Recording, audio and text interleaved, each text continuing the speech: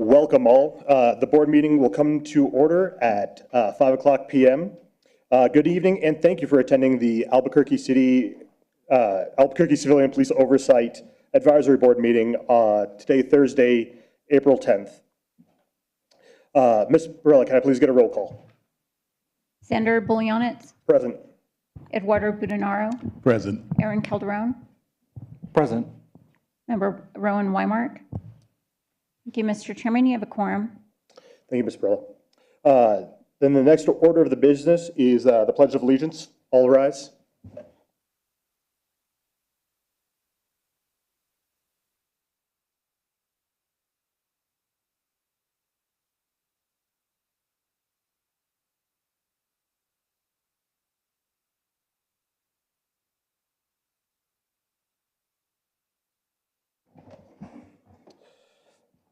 All right, the next order of business is the approval of the agenda.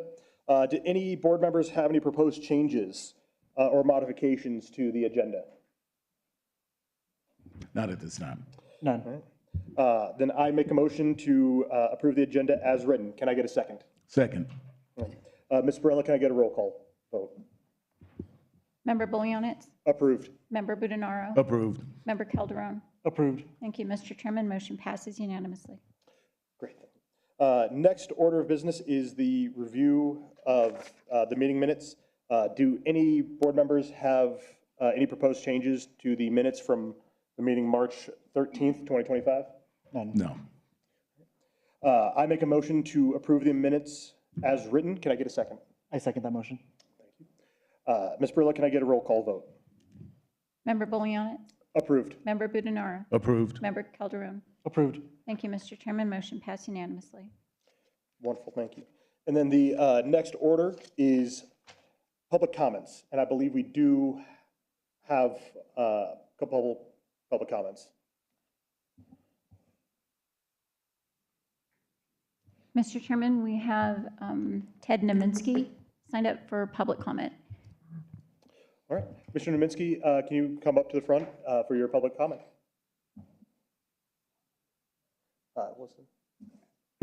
Ms. Brillo, what is the time limit, if you can correct me, for public comments? Mr. Chairman, on your agenda, it is noted on the agenda. Oh, guess it is. It's really small, tiny print because I can read. All right. So, Mr. Naminsky, you have 3 minutes for your comment.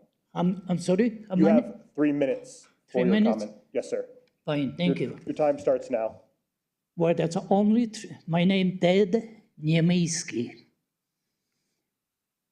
Yes, I couldn't believe it. There are only 3 members of board, Oversight Board. How can you believe it?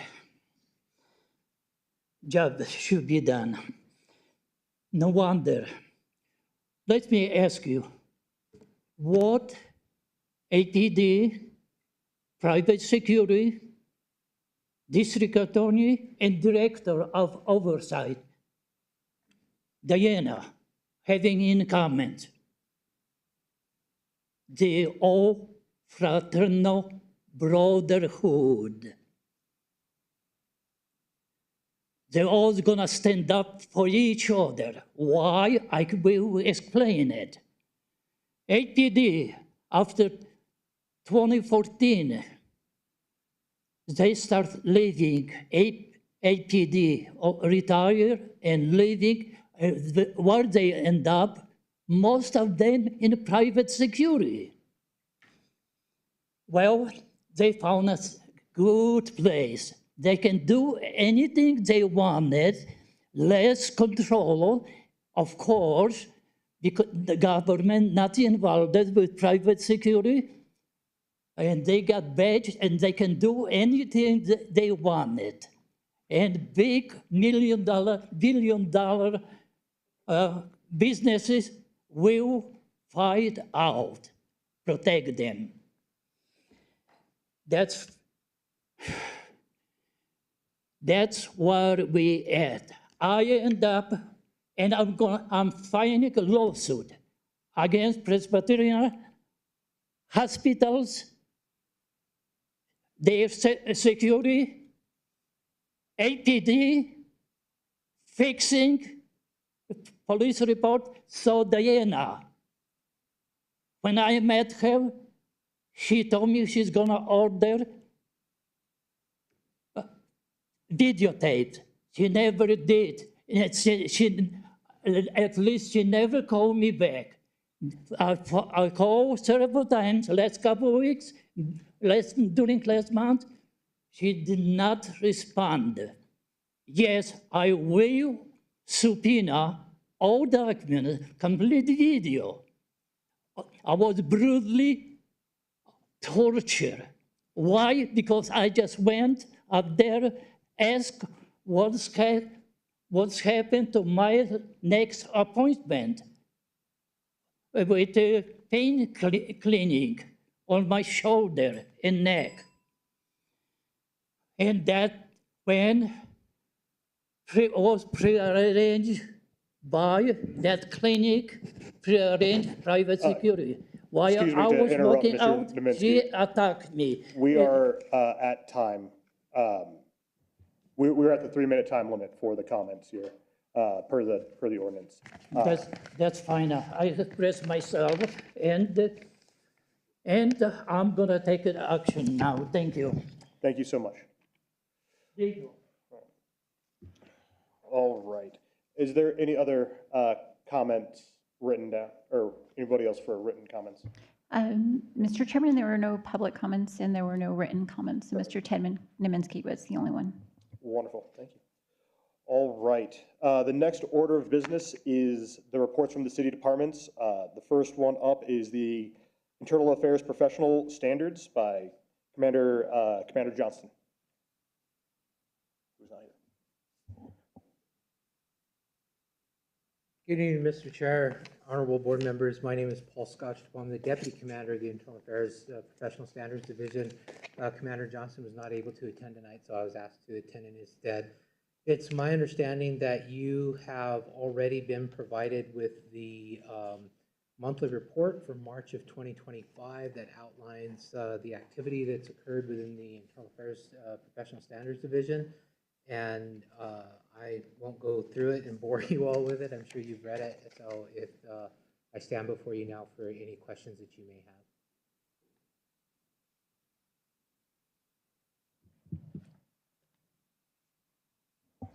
I guess the one question I keep coming down to is kind of the top 5. One already comes up is personnel code of conduct. It's still very vague. I guess is there any possibility to kind of break those a little bit further down into detail, right? Because that's a very large bucket, right? Yes, sir. Mr. Chair, I can understand your concern with that. I would imagine we could talk to the person who compiles the data and see maybe if we could break those 1-1s down. 1-1 is our all-encompassing Right, yeah. conduct. It's the catch-all. Right, and so it might be better if we could break those 1-1s down for you so you can see, for example, any trends that may be happening with regards to truthfulness or any of those other issues. I will pass that on for you, sir. Wonderful, thank you. Okay. Board members, any other questions? I had a quick question. It seems the things have shifted back to Southeast Division as far as the March reports. Northeast is still up there with a grand total of 12, 17 for the Southeast. Yeah. No, okay. I'll wait for the next person. Sorry, That's next. it. That's the next one. That's the one I was reading. And the question. No further questions. We're good, thank you so much, I appreciate it. Thank you. All right, next one up is Internal Affairs Force Division. That's which the is one guy. you're looking at. Yeah. And this is going to be Deputy Commander Brown. Yes, sir. Yes, I am. Ha-ha. New things. Yes, good evening, members of the board. My name is Joshua Brown. Commander Scott Norris obviously was not able to be here today, so I will be presenting March 2025 stats on his behalf. And as Deputy Commander Scotchbull stated earlier, I'm assuming that you guys were already provided with the use of force report for March. Okay. So I'm just going to kind of highlight two of the highest things that we're seeing on each form. So on the first form, we talked about obviously the use of force events by level, and it breaks it down by northeast and southeast. And we have a grand total, obviously, from March, northeast with the second highest to 12, and then the highest being 17. Okay, and I understand that you had a question for that. How do you work the microphone? Okay, I got it now. There you go. No, the flip, Northeast was up last February and then into March, but it seems like it's gone back down and it's to the Southeast. Was there any cause that affected it? So I can tell you that due to some of the initiatives that are being put in place with the Southeast Area Command, they're encouraged. The problem response teams are being encouraged to have more enforcement action with like quality of life types of incidences. And with those type of incidences, they're having more encounters with the public. And when you have more encounters with the public, inherently, you're gonna have higher uses of force. And so that's kind of why we see the higher numbers now in the Southeast, because that's been a big push to kind of clean up, especially along that central corridor. Okay. So the jump between February and March, is that all driven by weather conditions? I mean, it went from February, 40 up to 57 in March. Will we keep seeing an incline as the summer That's months typically come on? how it works with all things across the board when you're looking at crime, right? Crime usually increases when it gets warmer, and obviously that correlates with force. It's a direct correlation with force. When it's warmer, there's more people out, and then again, inherently, we have more police contacts with those individuals, and so that's why you typically see that increase. And clearly, we've had some wonderful weather out there, and downtown, everywhere else in the city, there's a lot more people out. Okay. Thank you. Not a question, sir, it's more dialogue. Yes, sir. To your point of the Southeast, I'm looking at the call level, so the total calls for service for that area. The Southeast had a total of 8,100 calls compared to like Northeast had like 5,000. And so that's where you see that difference. And of course, to Deputy Commander, more interaction, more calls, more possibility of use of force, right? Yes, sir. That's all to say.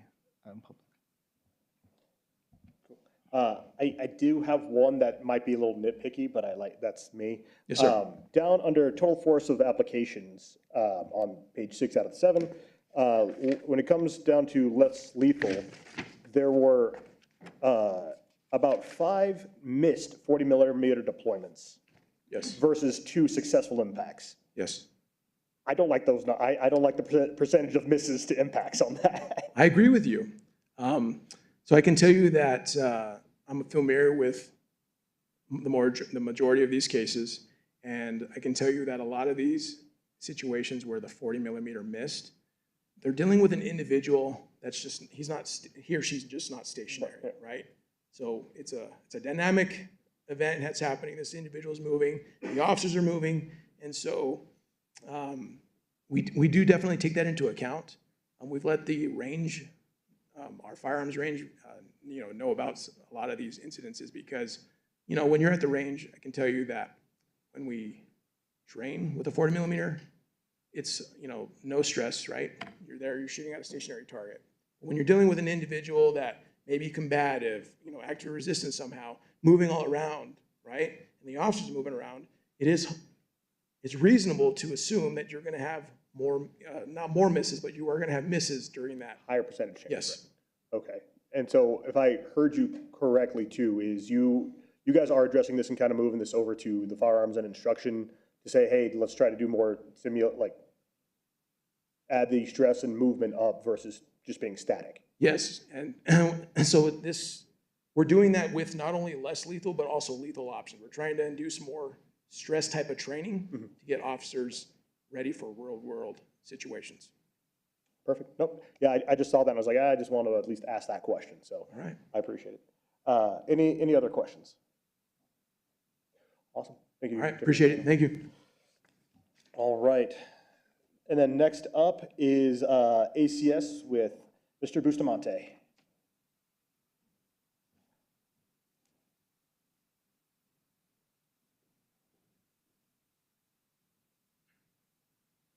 Hi there, everybody. Glad to be back.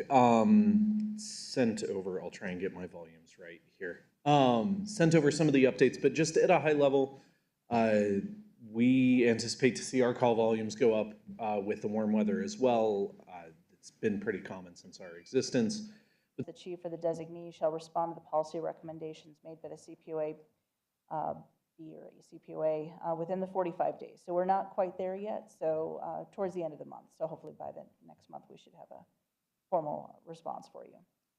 The mediation program, we actually have the contract moving forward. It's moved past city risk and is now with city legal. We do expect that it'll move forward fairly soon. The mediator has established some possible dates for working with the APD liaison to be able to roll out the program. So we're finally having a lot more progress and close on having a working mediation program. The results of the internal staffing study conducted by CPOA's analysts will be provided to the board during the May meeting. The IMT had received a preview for the purposes of IMR 21 since it was a talking point in several IMRs. We'll provide it to the city entities for review and recommendations, and after that, if you see it. We also intend to have the semi-annual report for the second half of 2024 for the board to review next month. And the CPOA is finally going to be moving physical offices, physical locations, to 501 to Harris Northwest. This should be by the end of April. It'll take us a little time to get everything situated, but we're finally getting to a place that'll actually be big enough for all of the staff. I stand for any questions. Any questions from the board? The only question I have is, will there be a pizza party when you guys move into the new place? Well, we'll see about Okay, that. cool. No? Huh? If I'm paying, yes. Costco pizzas. Yeah. Awesome. Yeah, no questions, so thank you, Director McDermott. Next order of business is a standing item for serious use of force cases. We do not have any for this board meeting. So then the next one would be, or the next order of business then would be officer-involved shooting cases. We do not have any for this meeting, and so we will be moving on to agenda item 9, appeals.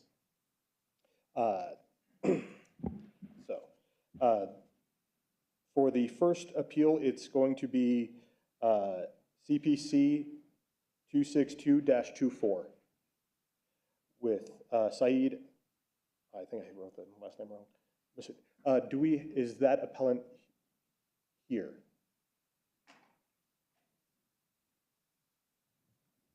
Mr. Chairman, I'm not aware that the appellant for that case is here at this time.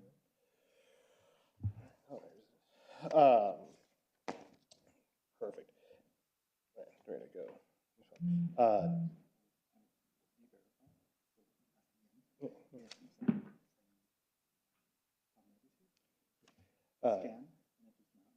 Is Mr. Saeed Hamid here and present? All right, I do not, yeah, it's going to be down here. Cool. So I do not see Mr. Saeed present.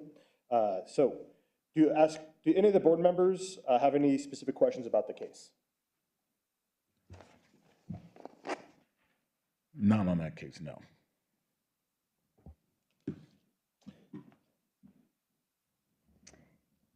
Just an observation more than a question. It seemed sadly pretty obvious.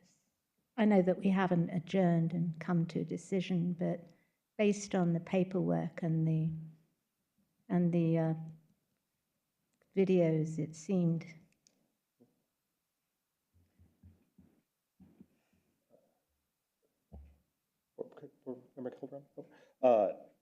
Do we need to go into closed session to deliberate? On 24? Yes. No. Yeah. And so he's not here. Then with him not being here, I do make a motion to affirm and uphold the findings of the CPOA director. Can I get a second? Ms. Barella, can I get a roll call vote to uphold the findings of the CPOA director? Member Bolianis? Affirmed. Member Budenaro? Affirmed. Member Calderon? Affirmed. Member Weimark? Affirmed. Thank you, Mr. Chairman. That motion passed unanimously. Thank you so much. All right. Yeah, thank you, sir. Next one up is CPC 010-23, Mr. Anthony and Mrs. Naomi DeFalco. And then yeah.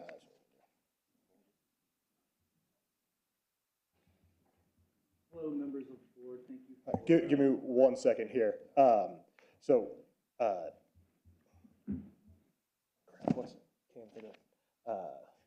Can council please give us a quick overview and process for the appellants here? And as a refresher. Of course, Mr. Chair. Thank you. We are now at the appeals portion of the agenda, and the following processes will be followed during each appeal. During the appeal hearing, each interested party has an opportunity to be heard and present arguments stating their position. No new evidence will be permitted during the appeal hearing. The hearing today is a quasi-judicial hearing, and the decisions will be made by the members of this board. The scope of this appeal will be limited to the complaint and the findings of the investigation that followed. If parties during their presentation go outside of this scope, they may be directed by the chair that the only arguments that will be considered by the board are those relating to the complaint and the subsequent investigation. We are recording the meeting tonight so that a complete, clear record can be created of everything being said. However, please remember that we cannot create an accurate record with people talking over one another. If people start to talk over each other, the chair may call for order so that there can be a clear record of the hearing. The time limits for the hearings are as follows: 15 minutes for the complainant who requested the appeal or the representative. They may call witnesses, but this will count against their time. 10 minutes for the CPO director or their designee. 5 minutes for the police officer if he or she is present. 10 minutes for APD. And then finally, 5 minutes for the complainant or representative to provide a short rebuttal to anything that has been presented by the other parties. The burden of proof is upon the complainant bringing the appeal to demonstrate either, 1, a policy was misapplied in the evaluation of the complaint, or 2, that the findings or recommendations of the director were arbitrary, capricious, or constituted an abuse of discretion, or 3, that the findings and recommendations of the director were not consistent with the recorded evidence. These are the only bases upon which the board may modify or change the findings or recommendations of the director pursuant to both the ordinance and the board's rules. At the end of each party's presentation, the board will be given the opportunity to ask questions. These questions do not count against the party's presentation time. The questions should be focused on clarifying the record or the argument given and should not offer or invite new information or evidence from a board member through asking the question. Parties should remain respectful and professional during their presentations. Any disruption of another party's presentation shall not be tolerated. At the close of the hearing, the board will deliberate. The board may make a determination in open session or decide to deliberate in closed session as allowed by the New Mexico Open Meetings Act. All final decisions by the board will be made in public. Once a final decision is made, a final written notice of decision will be provided to all interested parties as provided for in the CPOA ordinance. Thank you, counsel.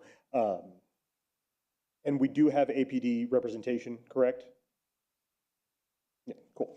All right, so DeFalcos, you will have 15 minutes and we will get the timer ready to go. I do ask, just for transparent, to not include officers' names first or last, so just refer to them as Mr. First initial of the last name, just for, try to keep for those officers. And I believe as well you have stuff you would like to play for the board as well, which we will allow as long as, you know, per council's instruction is on topic. If it is off topic, we will come back in and call a point of order to get us back on topic of the appeal.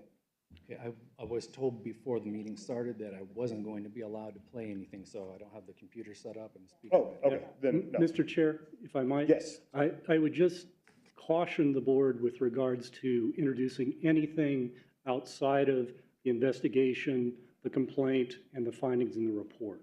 And that's pursuant to the ordinance. No, fair. I thought it was included in the original findings, so that's where I was mistaken. Chair Filianis, so the information that you have received is the information that both the complainant had received as well as you. The item that was wished to be introduced was something that was not provided originally. Okay, I thought that was already included in the documentation. So yes, then by ordinance, no new policy, so no additional evidence. Sorry. All right. Ms. Burla, are we ready to start with the timer? Yes, I'm ready with the timer. Mr. DeFalco, your time starts now. Okay, thank you for hearing our appeal. On October 20th of 2021, we were told that our daughter died by suicide. Based on what we were told, we believed the police. Shortly after, in the coming days, just a few days after, we learned two very important facts that completely changed everything. First, our daughter did not die in the late morning of the 20th. That's what the medical examiner had told us that night when we were there about 11 o'clock. He spoke to us probably 11:30. We know that because I called her place of work the following week, like Monday, the 20th was a Wednesday, and they told me that, in fact, she was clocked in at work until 4:33 p.m.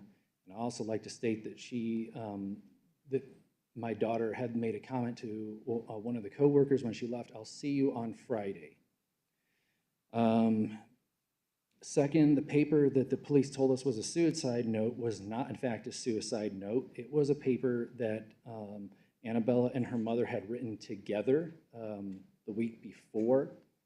And as we were learning these facts, her boyfriend, Joey, who was the one who was in her apartment and said he found her dead, started telling us some very bizarre things concerning the devil, and that it was his fault, and that he's a demon, that he has horns that need to be removed and they come back.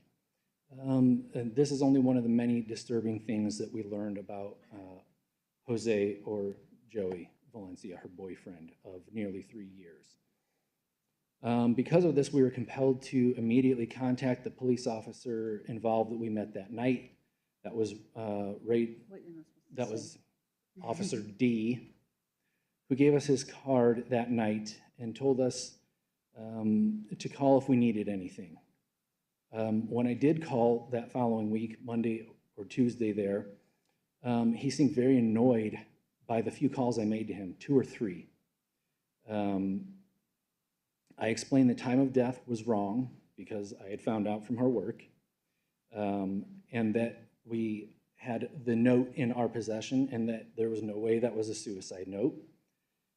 I told him we had become suspicious of Joey Valencia. He told me nothing I said would change their suicide determination, and he talked to Joey that night, and Joey was too stupid to pull anything off. He finally told me to talk to his commander if I had any more concerns, and actually, before he said Joey's too stupid to pull anything off, he said he held himself back from saying the SHIT word and said, damn, didn't give a damn what he said. He was too stupid to pull anything off. If I had any more concerns, I could talk to his commander.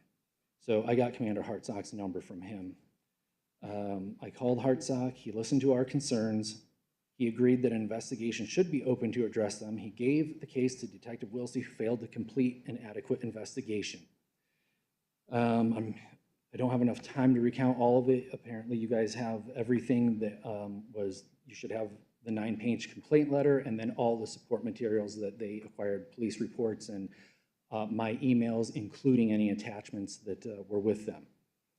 There was a failure to interview Jared McHugh, I'm allowed to say his name, Jared McHugh, one of Bella's neighbors, and misguided conclusions by Detective W regarding Max Haynes, Annabella's direct next door neighbor. Max and Jared were 2 separate adjacent neighbors who reported that they heard arguing between a man and a woman and gunshots. They report that they did not hear any loud noises before late evening between roughly 8 and 9. If we are to believe that Annabella took her life before all the commotion that Max and Jared heard, then that means amazingly that neither Max nor Jared heard 2 shotgun blasts in the apartment earlier that day.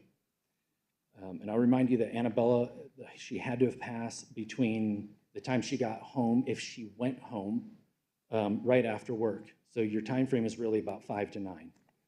You'd also have to believe that later they did hear arguing, screaming, male and female voices, banging, and gunshots from her apartment. That was just Annabella home arguing with herself in 2 different voices, screaming for help, and then shooting herself. And then Joey just happened to arrive right after that. I spoke to Max the week after the incident, and later we had Jared formally interviewed by a licensed private investigator. There was failure to verify Joey Valencia's whereabouts the day of the incident, despite the fact that some of the people he was with were willing to give their statements. These interviews could have resulted in the issuance of a warrant for phone records and locations and other pertinent information. We met with Commander Hartsock April 7th, 2022, so that's roughly almost 5.5 months later. He promised several times in this meeting that Wilsey would interview Jared and Max Haynes before the case would be closed. He said he wanted to make that very clear, that the neighbors would be interviewed. He also explained that if any other witnesses come forward, this would be addressed. They didn't even address the 2 known witnesses. He also said that the gun could be examined for fingerprints. He also promised that we could meet with Detective W before the case would be closed. None of these extremely important things occurred before the case was closed. We were lied to, and I wanted to play the meeting that I had with, that we had with Commander H on that day, but I've been told that I can't do that. So I will say that he stated his name. Also, we had 2 friends with us, Ray Herrera, he's deceased now, and Kathy Varela, his significant other. And one of the parts that you could have heard would have been, he said, what evidence can overcome their suicide determination? That's what I assigned Detective W to do. Well, it would have been talking to those witnesses right away, because it wasn't done that night. Later, my friend Ray asked, was there a gunpowder residue test done on Bella? Commander H said, no. And Ray asked why. He said, you have to take that up with OMI. And, but he started an investigation because he thought there might be foul play. So why wouldn't he want that?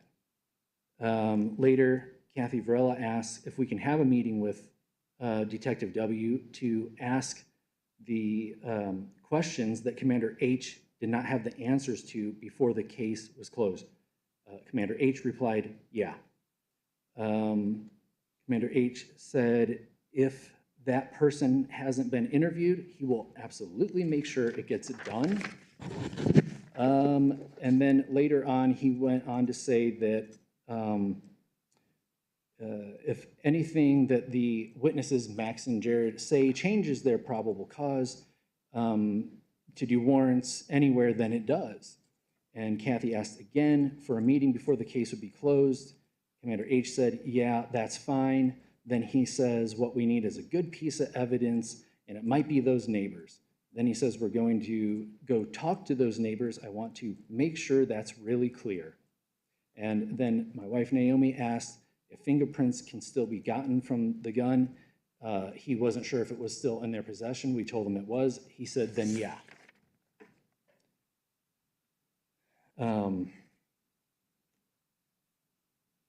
Okay, so yeah.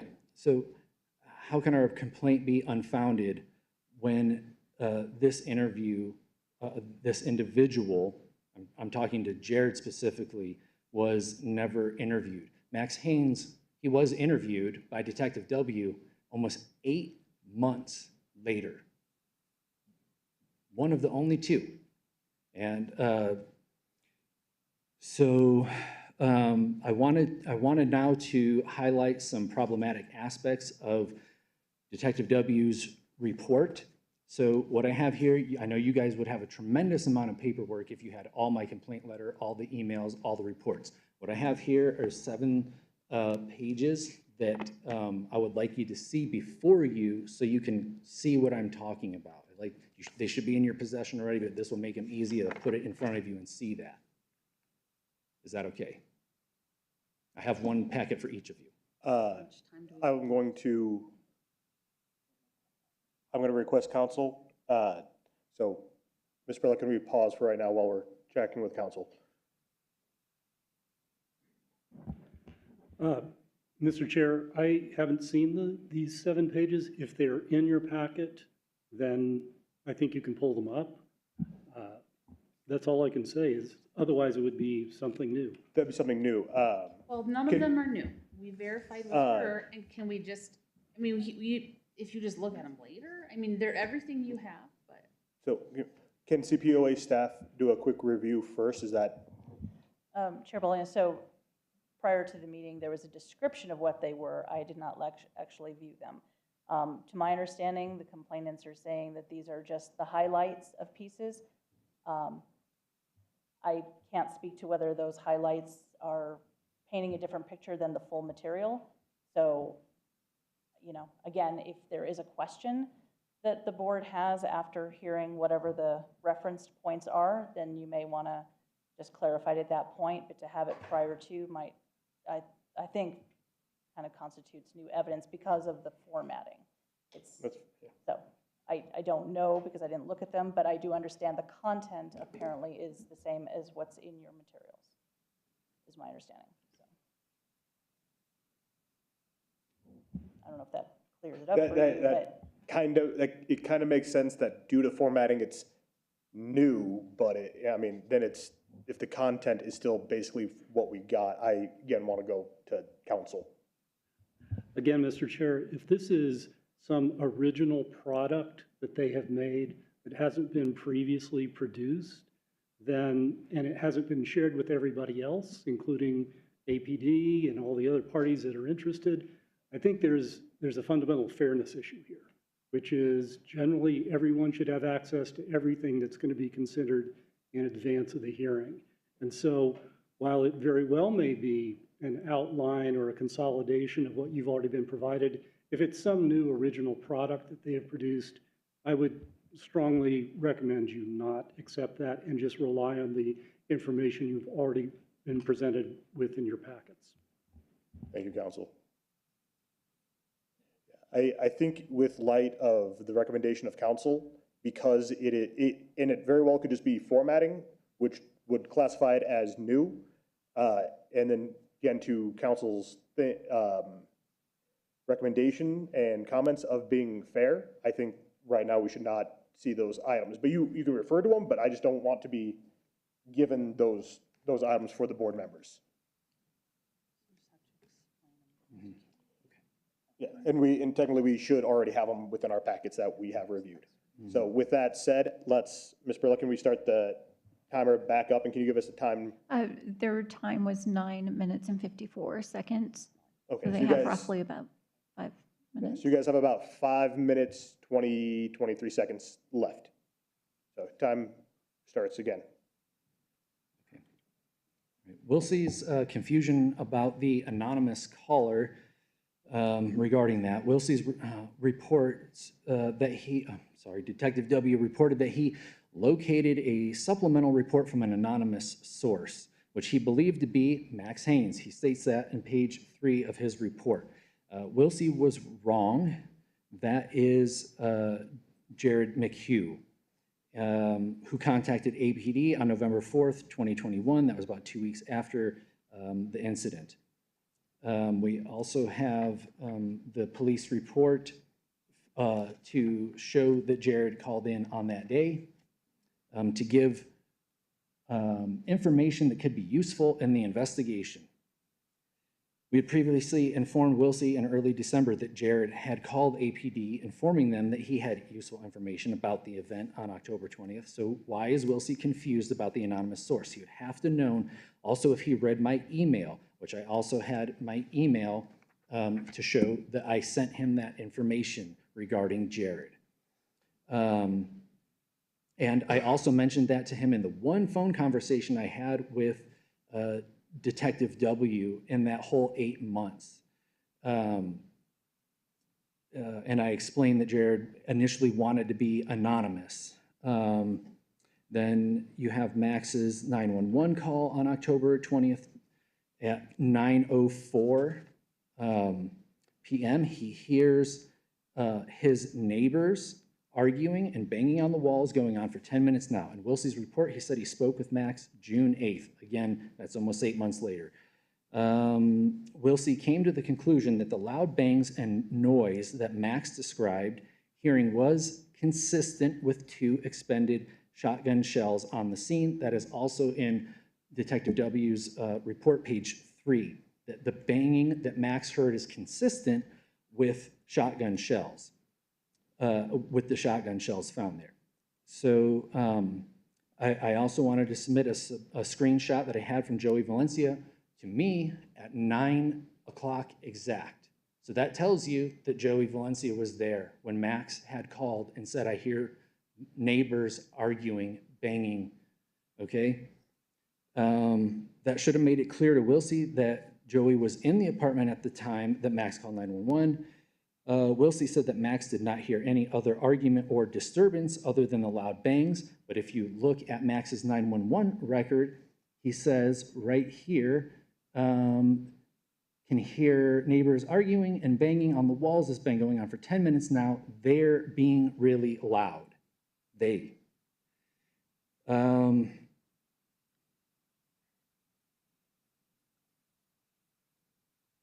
And Max, I talked to him a week later. I went to the apartment complex 1 week from that Wednesday, knocked on a bunch of doors with my father, my father-in-law, and my friend to try to figure out if anyone had important information. So that's when I spoke to Max directly, and he explained, you know, this loud banging, and he heard, help, I can't move, I can't breathe. He described it as her.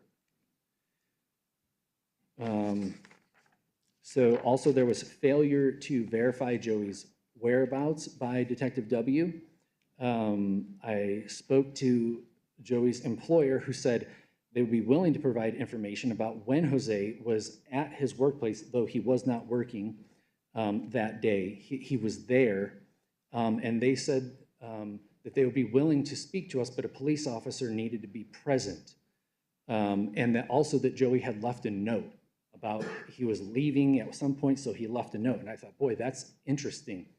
That could help verify timelines.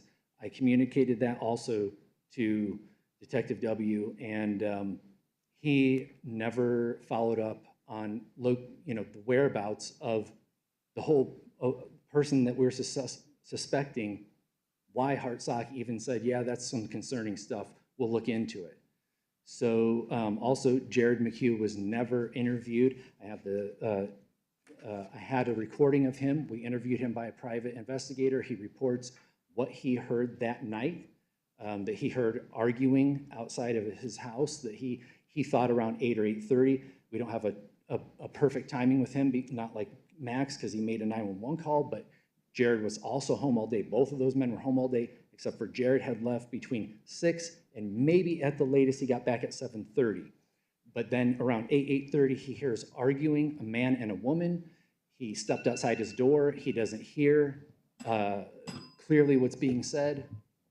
Thank you, Mr. DeFalco. That is the 15-minute mark. So with everything that we've heard, does any board members have a question for the appellants? Not at the moment, no. All right. So if you guys want to take a seat, we're next going to hear up to 10 minutes from the CPOA director or designee.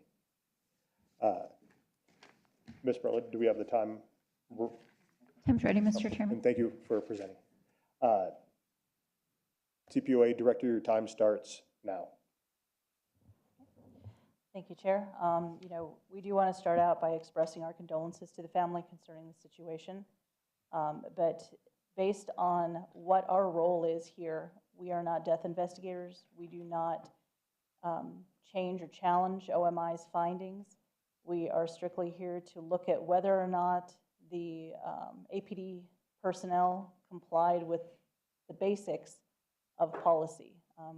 We are not here to investigate the actual either alleged crime or suicide, whatever it may be determined.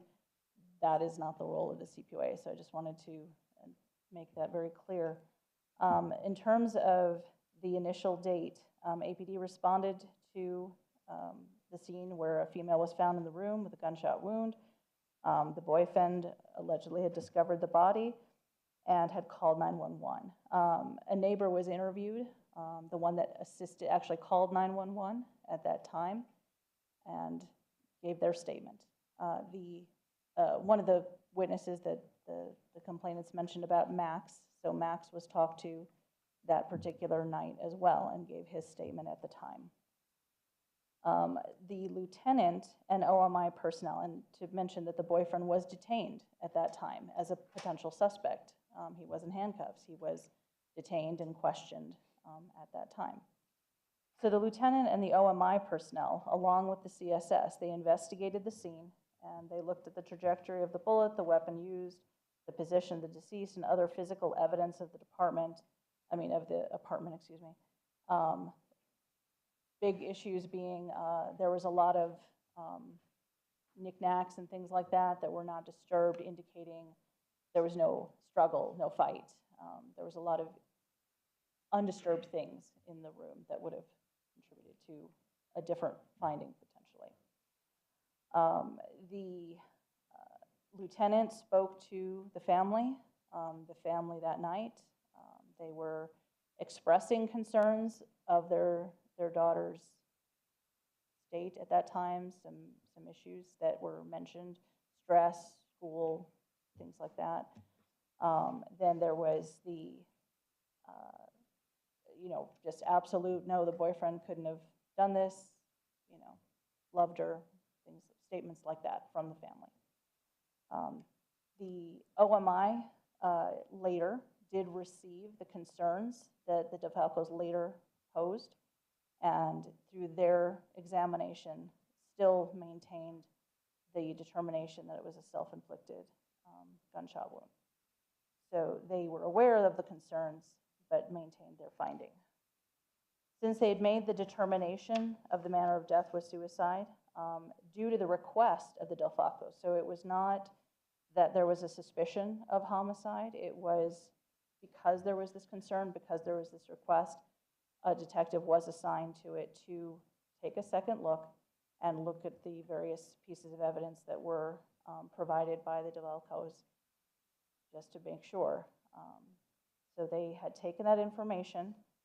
The recording that was mentioned about Commander H, the CPOA did not receive that recording, so some of the statements that were made regarding that recording, we cannot verify that. We did not receive that as part of the investigation.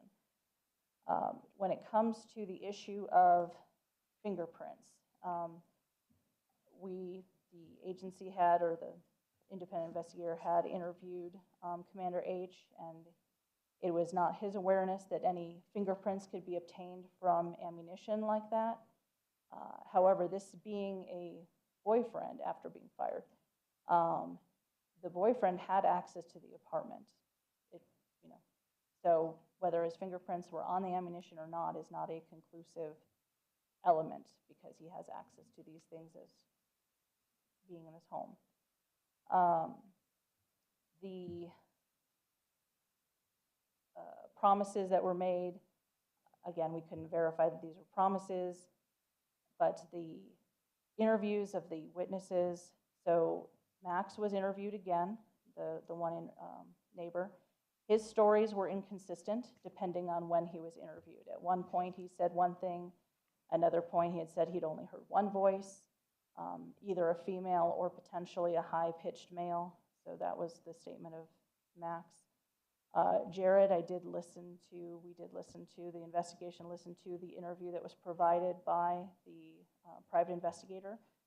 And his statement, Jared, was considered, he had called in anonymously as the complainant had mentioned, and that was a part of the record. So that was considered. There was the allegation that a male and female voice were heard arguing, but in at least the interview with the PI, it was at a distance, far away. There was no identification, at least at that time during that interview, that it was for sure that specific apartment. Additionally, it was asked of him if he had seen the boyfriend in the vicinity or at the apartment. That individual did not know what the boyfriend looked like, could not attest to his presence. So neither witness, neither neighbor, I should say, were a actual witness. They did not see anything. There was some auditory information that they had provided to the police department. So both stories were a part of the overall investigation. According to the information that was received, Detective W did attempt to interview Jared, and Jared acknowledged that he had received attempts, but they never connected. So the fact, again, that we're looking at, were the reasonable steps made or were the attempts, was the investigation conducted? Through all of that information, there were those pieces of information. The DeFalcos had sent numerous emails to the detective as what they called evidence, and discussed, as you'd heard, about the nature of the boyfriend's mental state and things of that nature. But the overwhelming amount of information, at least based on the information that was accessible to the CPOA, to the detectives at the time, is the lieutenant at the scene, the OMI, the CSS, they all made the determination at that time that it was a self-inflicted or a suicide. And then that was reaffirmed by the OMI's physical investigation of the decedent, that it was a self-inflicted gunshot wound. The DeFalcos had brought forth a suit through the courts that was actually dismissed as having the merit that was rejected, basically.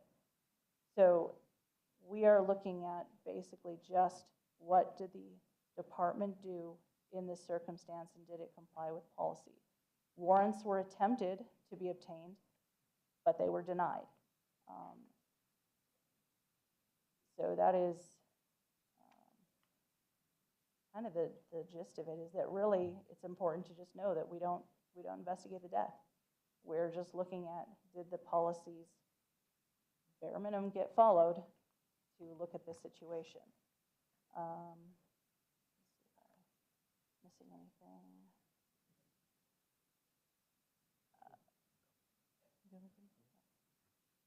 So I think that's it.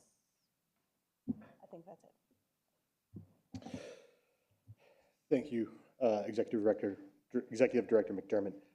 Do the board members have any questions for the Executive Director McDermott? None. Thank you.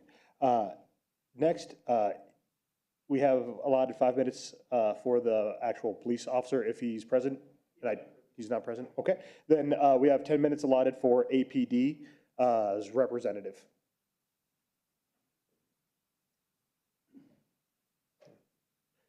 Ms. Brilla, are you ready for the time? Yes, Mr. Chairman, the time is ready. All right.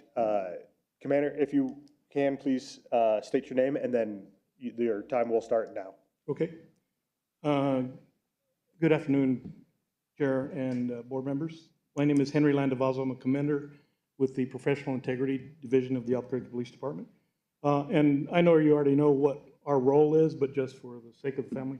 First of all, before we begin, I do want to offer my condolences to the family. I also have lost a daughter, and that is something that you just never get over. So my condolences to you, and I'm sorry. And on behalf of the police department. My role in this is reviewing the CPOA. Obviously, the DeFalcos filed a complaint with the CPOA, got investigated by the CPOA, and their investigator. Once their investigation's complete, they send us the case. We review the case, myself and my colleague, Commander Sean Waite. We do an independent review. I review it first, or he does, and then we pass it on to the other. If we concur with the CPOA, then we concur. And in this case, we did concur. We had no disagreement on the findings of the case. Sometimes, we call the CPOA and say, we may not concur with this, or we don't, we just not concur, and it comes to you later. But in this case, we did concur. And I would like it to be known that the commanders and the detective, was a lieutenant at the time, was where they were charged with violating SOP-1-5-A.4. And that SOP says, department personnel shall obtain information from the public in a professional, prompt, and courteous manner. And they shall then act in a proper and judicious manner within the scope of their duties. That's what they're charged with violating. When Commander Waite and I reviewed this case, we read the whole case, review all the videos, and concurred with the CPOA of unfounded as, first of all, Commander H, at the time he was Commander D was a lieutenant at the time. And he was working a special operations, and he was working out of the violent crimes unit. So he had access to violent crimes personnel. He responded to that scene from the special operation he was doing because he heard that there was a firearm involved, which is proper for him to do. So he responded to that call, and he learned that it was a female deceased with a gunshot wound. So he was not only there, they also called a crime scene specialist who had extensive training in deaths. So they made the determination that it, and then first let me back up. When they arrived, the gentleman was already in the police unit. So they had a person there that initially didn't come out of the apartment, and so they were kind of wondering why he didn't come out right away. And he was claiming he was distraught and those kind of things. So they, Commander D, or Lieutenant D at the time, he looked at the scene, and he was involved in violent crimes in the violent crimes unit. So he had been to many death scenes and came to the conclusion that it was a possible suicide.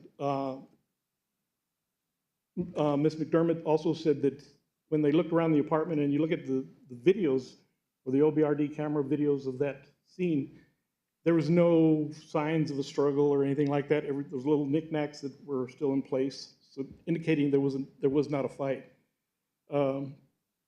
He conferred with the crime scene specialist, who has extensive training, and they determined that it looked like a suicide. Then the medical investigator has their own independent investigator come to the scene. The police department has no jurisdiction over the body. It's strictly OMI. They came to the conclusion that it appeared to be a self-inflicted wound. So they called it a suicide that night. Then the case eventually went to the OMI, and the medical investigator completed a report indicating that it appeared to be a self-inflicted wound, and she called it, I think she determined the case was a suicide. So the department doesn't make the findings on its own. I mean, we go, and if it's suspicious, then and I mean, when you look at it, they put the guy in the police car, so they weren't just taking his word. They did an investigation. Now, the gentleman they talked about, the neighbor, gentleman by the name of Max, he did get interviewed that night, and he did get interviewed later. So Mr. Del Falco apparently was not happy with Lieutenant D, and he asked for his supervisors, which time he was put in touch with Commander H. Commander H made contact with him, and the case was already closed, was being ruled a suicide. But Commander H agreed to open the case, or not open the case, but keep it open until he assigned a detective to look at all of the concerns they had, because they wanted to make sure the family was satisfied that, everything got looked at. So he assigned a detective, and during Mr. DeFalco's presentation, he said that it took months to interview, and that is true. And the reason is because the detective that was assigned went on Family Medical Leave Act, and you just can't predict when those things happen. If somebody puts in by federal law, you got to give them that time off. So I think he took 3 months off. Then after that, he was involved in another case that he had to take off for being involved in a department-involved incident. So he was forced off for that period of time. So it wasn't that he was kind of sitting on it, although it did wait, but it wasn't because they weren't doing anything. There was just nobody there. So there was no other detective assigned to this other than Detective W, who was a missing persons detective. He was not a homicide detective, as our homicide cases are out the roof, and they're extremely busy. Had this been classified a homicide, the homicide unit would have responded, but it was not. So a missing person who works alongside the violent crimes unit homicide detectives looked into it. I would just say that the executive director is correct that the CPOA doesn't change the findings of an investigation.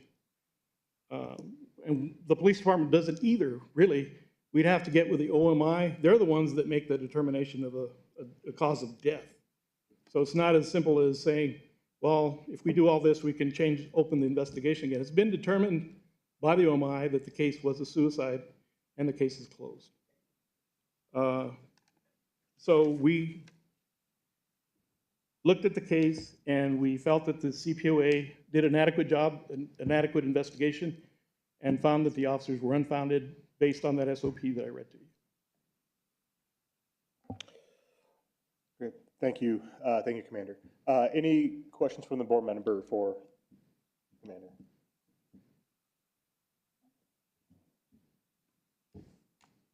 I was just curious, how many times was the boyfriend interviewed after the initial detention?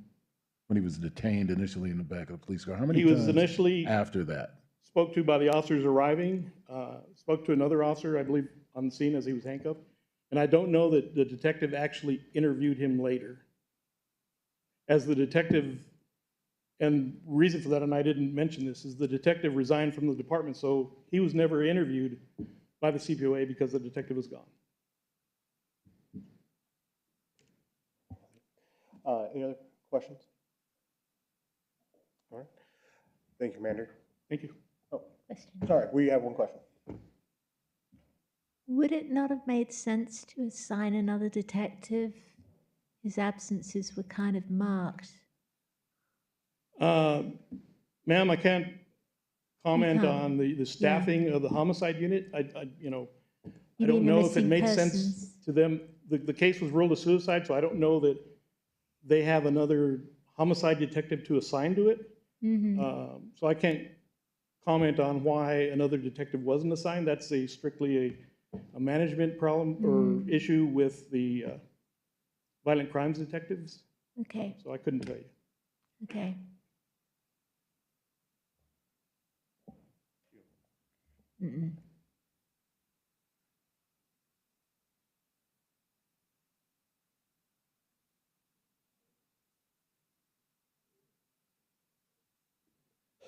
All right, no further questions. Thank you, Commander. Thank you.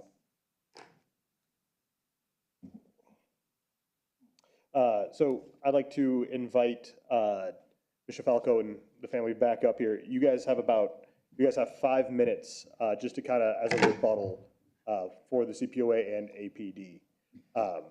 Ms. Brilla, is the time ready? The time is ready, Mr. Chairman. Mr. Falco, your time Okay. starts now. First of all, I'd like to say that I did not ask the CPOA to investigate a death. The detective did not do the basics. CPOA said that they did the basics. Not talking to witnesses that heard, neighbors that heard, that's not doing the basics. Not when the commander also agrees that that should be done. Okay, they spoke to one neighbor, but the other neighbor had a very concise report. He had no questions at all of what he heard and when. And that was the one that was conveniently left out. Can I And- also just say something, please? We were also lied to right from the start that there was a scuff mark on the bed frame. There was no bed frame. Okay, yes, we were definitely lied We to. were lied to There was no multiple note, times. and the time of death was wrong, so yes, we agreed. We thought, okay, she killed herself. We'll believe you. But, okay, anyway, you say what you want to say. We were completely misled. Yeah, Max also said that he was not talked to that night. And yes, our daughter was under stress. That's one of the reasons why we kind of thought, okay, maybe it was suicide. We never saw the strange side of Joey in 3 years. This is someone that we knew for 3 years. And all this stuff that came out from him was shocking and disturbing. If you guys have the information, you know how crazy it was.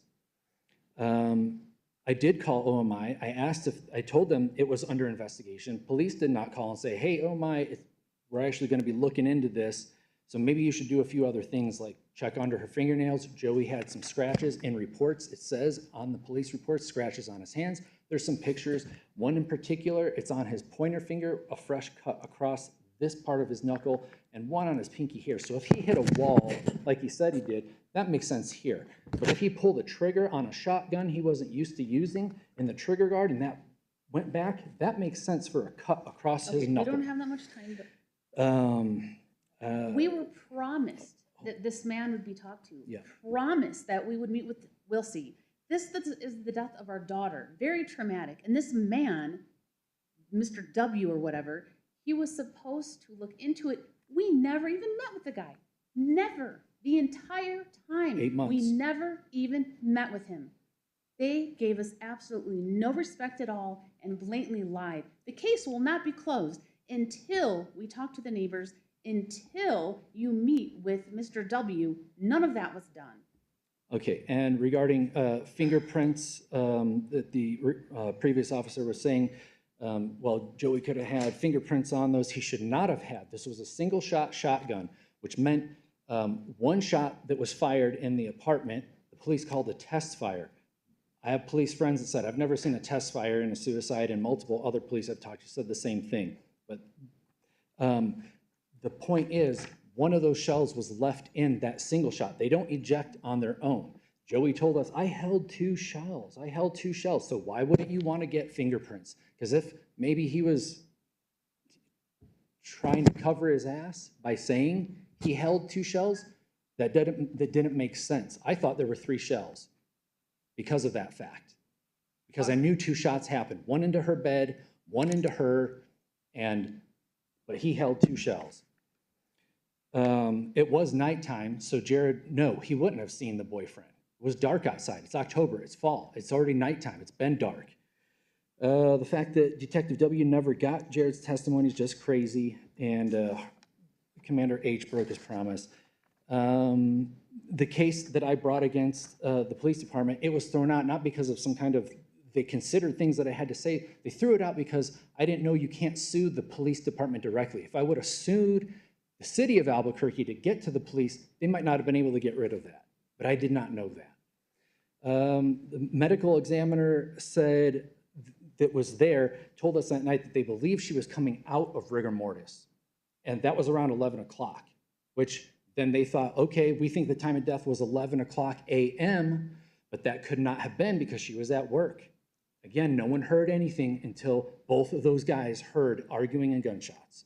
So I think what actually was going on, she was going into rigor mortis, and the OMI report, I believe, supports that, because if you look at the OMI report, it says the next day when they started examining her at like 10 a.m., she was in full rigor.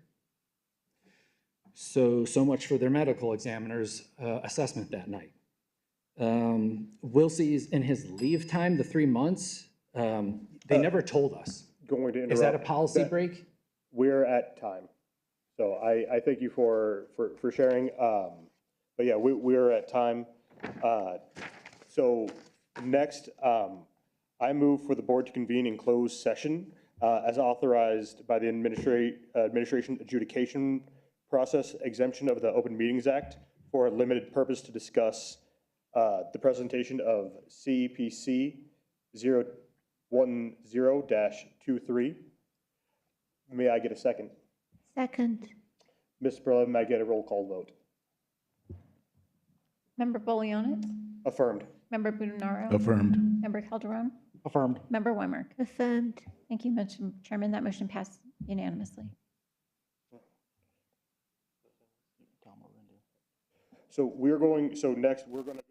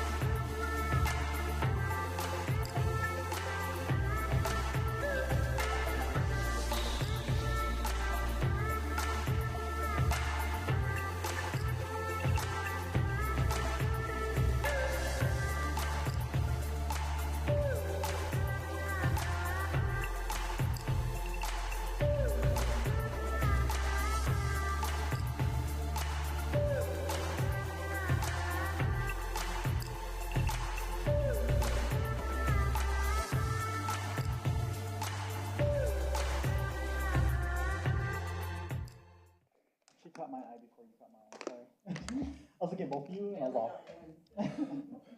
All right, I make a motion to come back out of deliberation. May I get a second? Second. Thank you. Thank you, Member Romark. Ms. Barilla, may I get a roll call vote? Member Bolianet, Approved. Member Budenaro, Approved. Member Calderon, Approved. Member Weimar. Approved. Thank you, Mr. Chairman. Motion passes. Thank you. May the DeFalcos come back up, because then we can speak to you guys.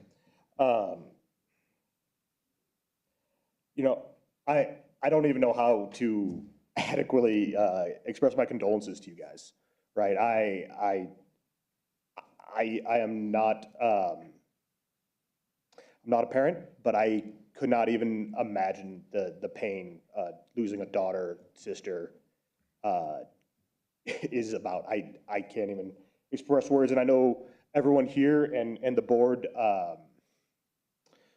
really feels for you guys, right? Like we really, yeah, it's there, and I don't know a better word. So with that, during our deliberations, we as a board spent some longer time than on this one, and we as a board are actually going to review the policies that support case handoff for anyone going on extended leave or FMLA for officers, as well as looking into the policies concerning suicides. I think that is definitely been brought to our attention by you all, and it's something that we definitely need to look at. Now that said, during our deliberation as well, we have determined that we have not met the 3 requirements to overturn the findings of the CPOA director. There is some dissent, but first I want to make a motion to affirm and uphold the findings of the CPOA director. May I get a second? I second. Thank you, Member Calderon. Ms. Barilla, can I get a roll call vote? Member Bolianet, Affirm. Member Budenaro, Non-affirmed, no. Member Calderon, I believe you do have some You comment. can't yet. Okay. I'll vote. It's a vote. Okay. Stand by. So Affirmed. it's a vote. Oh. Let's come back. Oh, so yeah, go ahead. Ask again. Member, all right, so Member Budenaro, you voted no? Yes. Not affirm? Not Member affirm. Calderon Affirm. and Member Weimar. Affirmed. Thank you, Mr. Chairman, your motion passed. 3-1. I can do the floor. All right, I do give the floor to Member Budenaro. You can hear condolences and my sympathies and all kinds of kind acts and words. It hurts. As a parent who's lost a child and as a parent who's lost a sister, there are so many things that really troubled me, and that was the reason for my vote. Procedures are procedures. We are not a body that determines what goes on exactly. We can make recommendations for standard operating procedures with police officers, and that's exactly what we're going to be looking at. But I've stood in your shoes and I understand. And I just wanted to express that's the reason why I dissented. Thank you so much.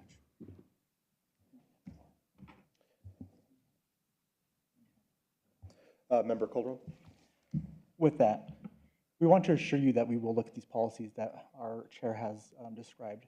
We do have a subcommittee that handles all the policies for APD, and all APD policies are reviewed on an annual basis as well. And we have the authority to pull them out and do ad hoc reviews as well. And so we will take this and your guys' message and the pain that you guys have to help us influence these policies to ensure that we are putting the best foot forward for Albuquerque police officers and that they can do better at any time, at any point through any investigations or interactions with the public. That's pretty much all I have to say. Now, with all that, and thank you, board members, I definitely do appreciate that. Do you guys, the DeFalco's, understanding you guys understand the ruling that we're providing? Yes. You will also receive written communication as well with the board's finding, but I hope all the different, the side notes of the board members really express I feel like they're empty words, the condolences. And I do also really thank you guys for bringing this and standing here. And I know it's been 4 years, 21, 40 years? 3.5. 3.5, yeah. I'm lost for words. And as my board members know, that never happens. Thank you guys for coming tonight. And yes, to echo Board Member Calderon's point, we will be looking at these policies swiftly. Okay, I appreciate that aspect. Obviously, it didn't go the way we had hoped or anticipated it would. And you all have voted, so there's nothing I can say that can influence it further. You made your decision, I understand that. One thing I was not able to say, since you're looking into procedures regarding into people going on leave and whatnot, the one time that I did meet Detective W when I dropped off my daughter's phones to him, that was the only time I encountered him. And he introduced another detective with him and said, "This is Detective Z, that's my partner." Well, we never heard from him. So how come there was nobody else handling it when Detective W was gone? Never heard from that guy ever. And then also, you know, I understand you guys must handle a lot of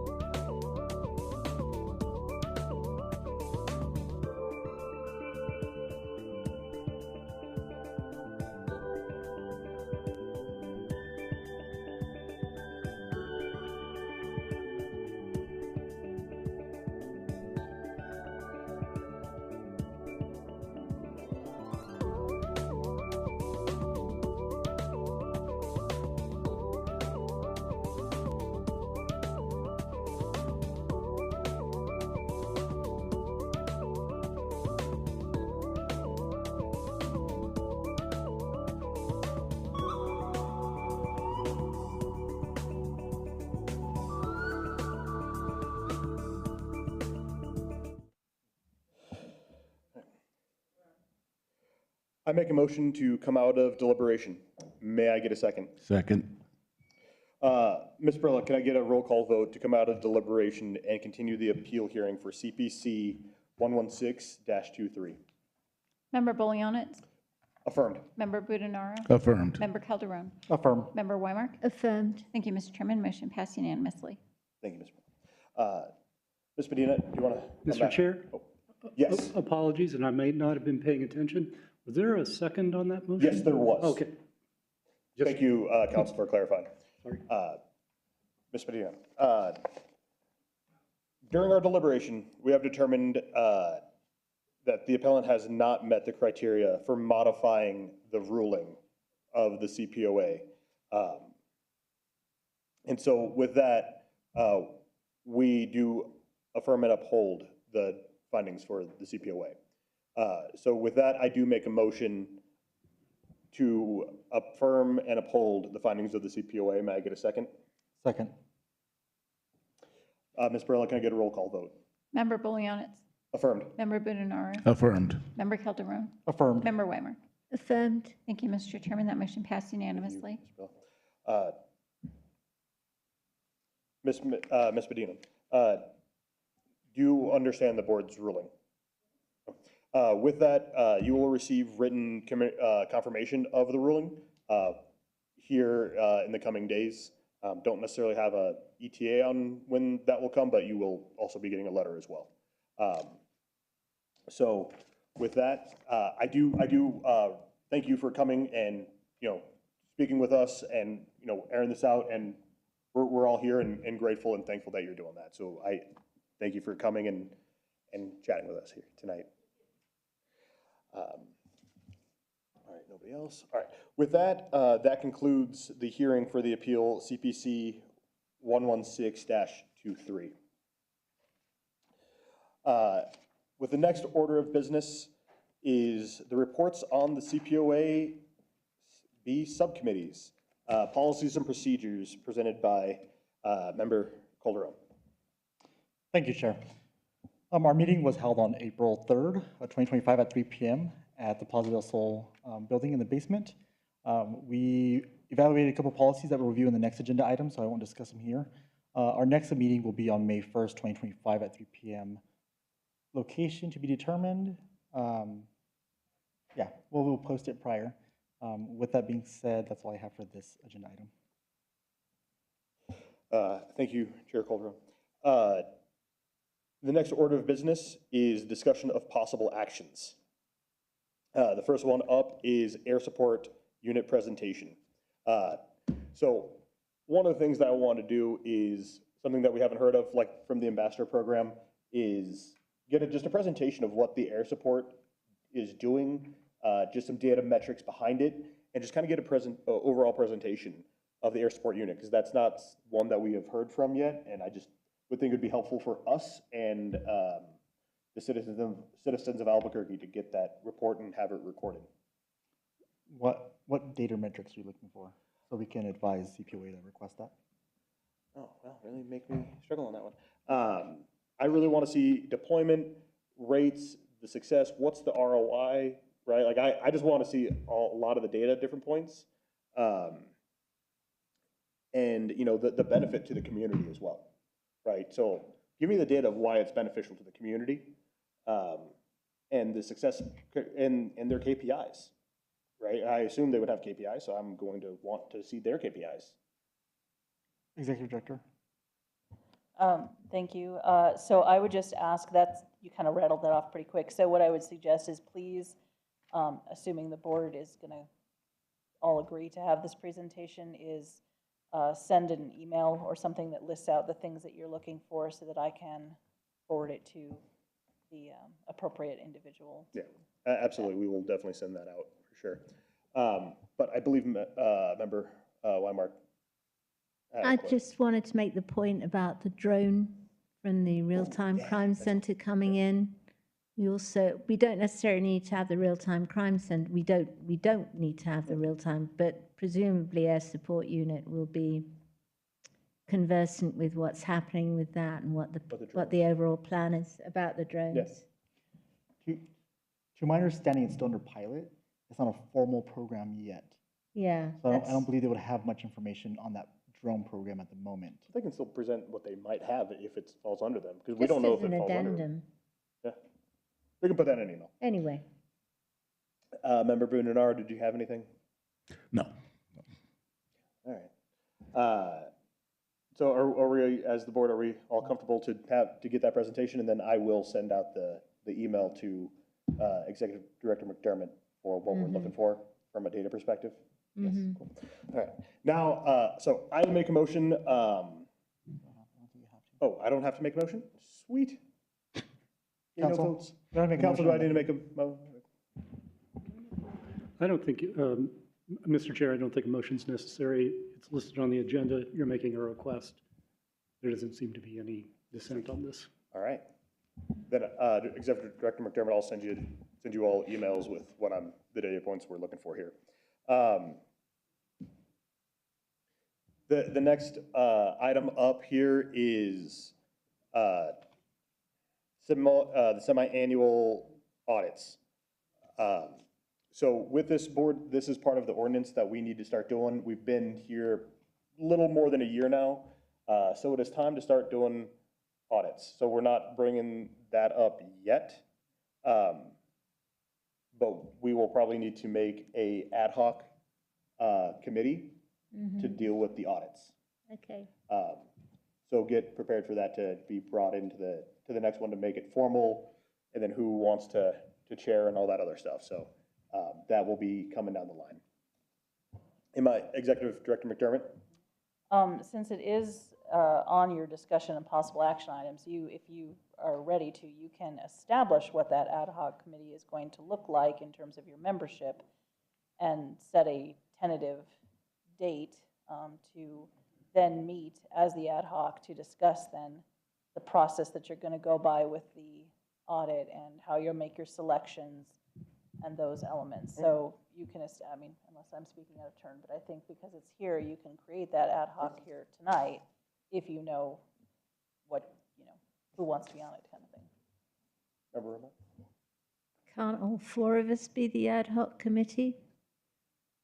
I don't believe we can, because then it would be a quorum.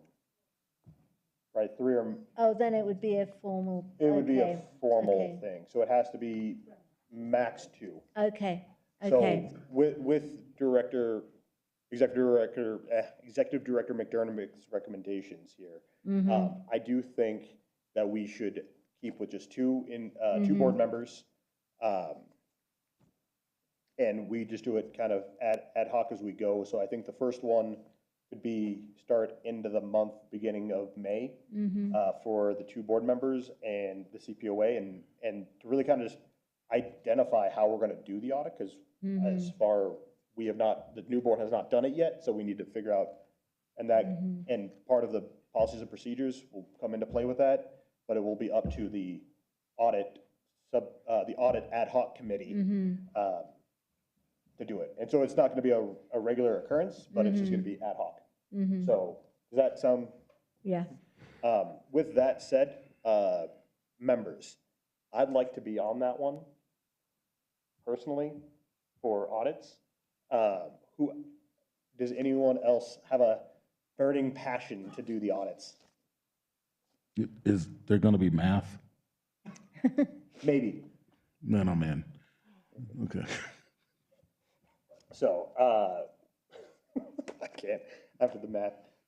Okay, yeah, so it would be myself and then member Bunar to be part of the ad hoc audit committee. Is it a committee if it's ad hoc? Yeah, okay, cool. Does this one I need to vote? Because the last one I didn't need to vote. Okay.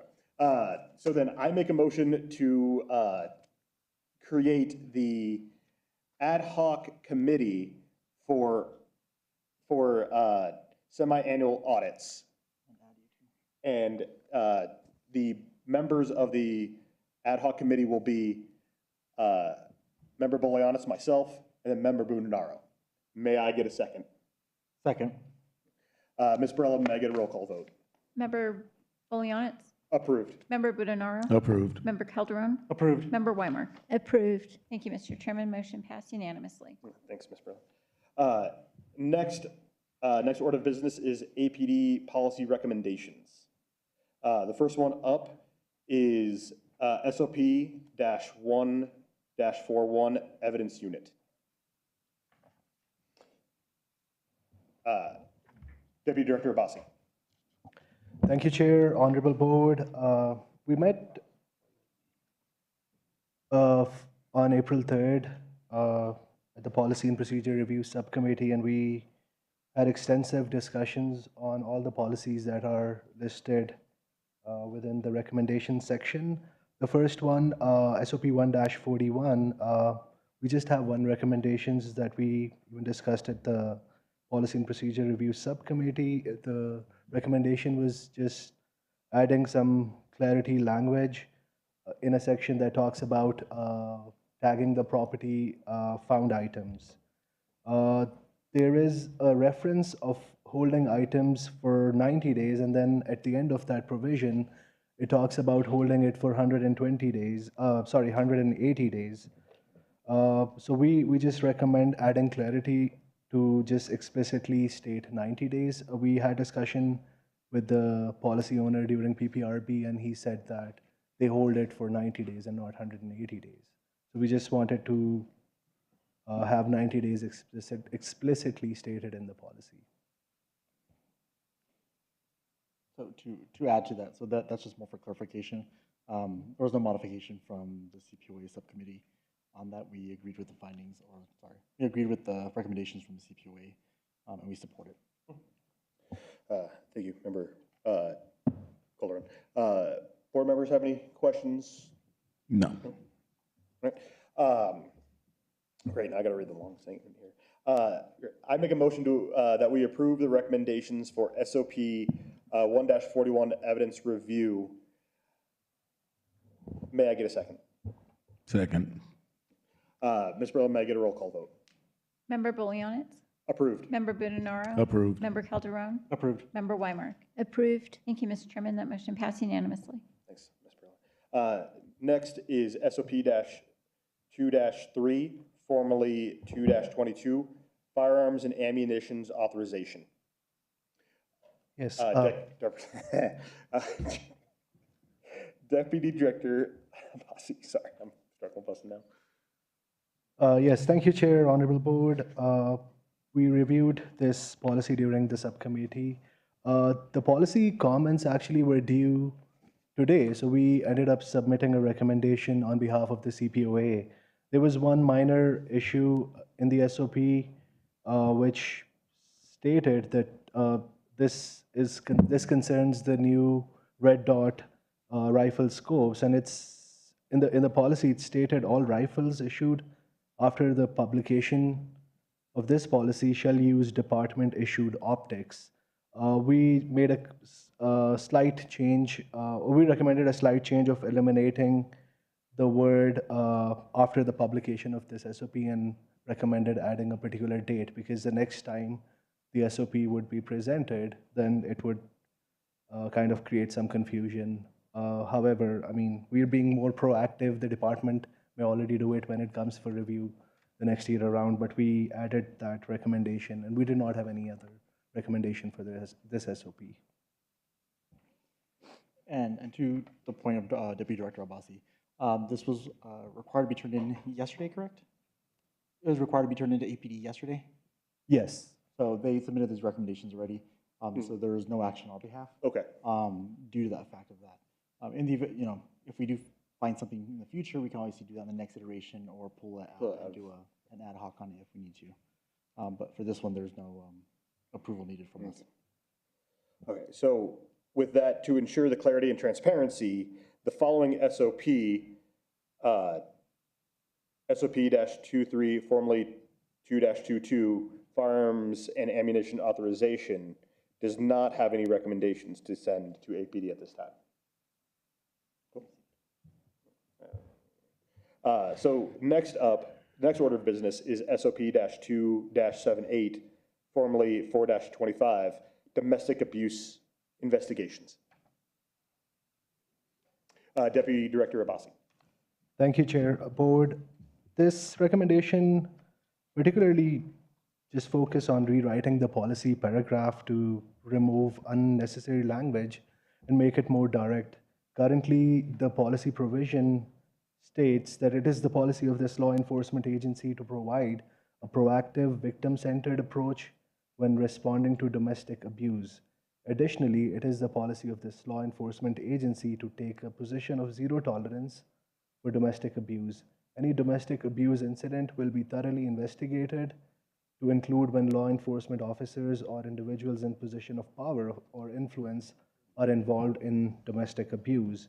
Our recommendation is just to eliminate some of the verbiage from there to make it more direct. And I'll just read it for the record. We recommend rewriting this policy provision to, it is the policy of this law enforcement agency to provide a proactive, victim-centered response to domestic abuse. The agency has a zero tolerance policy for domestic abuse and will thoroughly investigate all incidents, including those involving law enforcement officers or individuals in position of power or influence. The substance and the content remains the same, but unnecessary language like additionally, it is the policy and to take a position of zero tolerance has been removed, and its just recommendation is to rewrite it for more clarity. Thank you, Deputy Director Abbasi. Any Member Calderon, any comments? Subcommittee supports the recommendations to condense and clarify the purpose of the policy.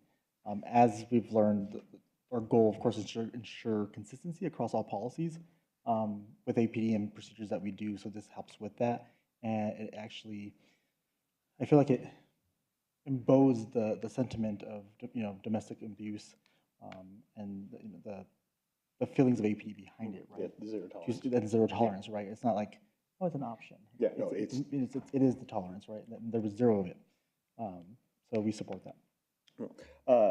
Any comments, questions from the other board members? No. All right. With that, I make a motion that we approve the recommendations for SOP 2-78, formerly 2-25, domestic abuse investigations. 4-2. Can I get a second? Second. That goes wrong.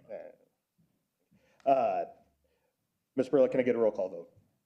Member Bolianitz? Approved. Member Budenaro? Approved. Member Calderon? Approved. Member Weimer? Approved. Thank you, Mr. Chairman. Motion passes. Thank you, Ms. Burla. Next order of business is SOP 2-92, Crimes Against Children Investigations. Deputy Director Abbasi. Oh, Executive Director McDermott now. Yeah, I'm taking this one. All right. So, as the subcommittee met and discussed this, and there was originally a recommendation that through discussion then we decided to remove. However, during that subcommittee, it came to my mind, but I didn't have much of a chance to have it ready for the subcommittee, of a concern that we have had as an agency in the past. And this is a very niche issue, so, but the issue being searches of children for looking for injuries, basically. Examinations, I guess is a better way to phrase it. Especially when a child is very young or nonverbal, so they can't point out where their injury is or either express, no, I don't want you to look at me, or yes, or whatever.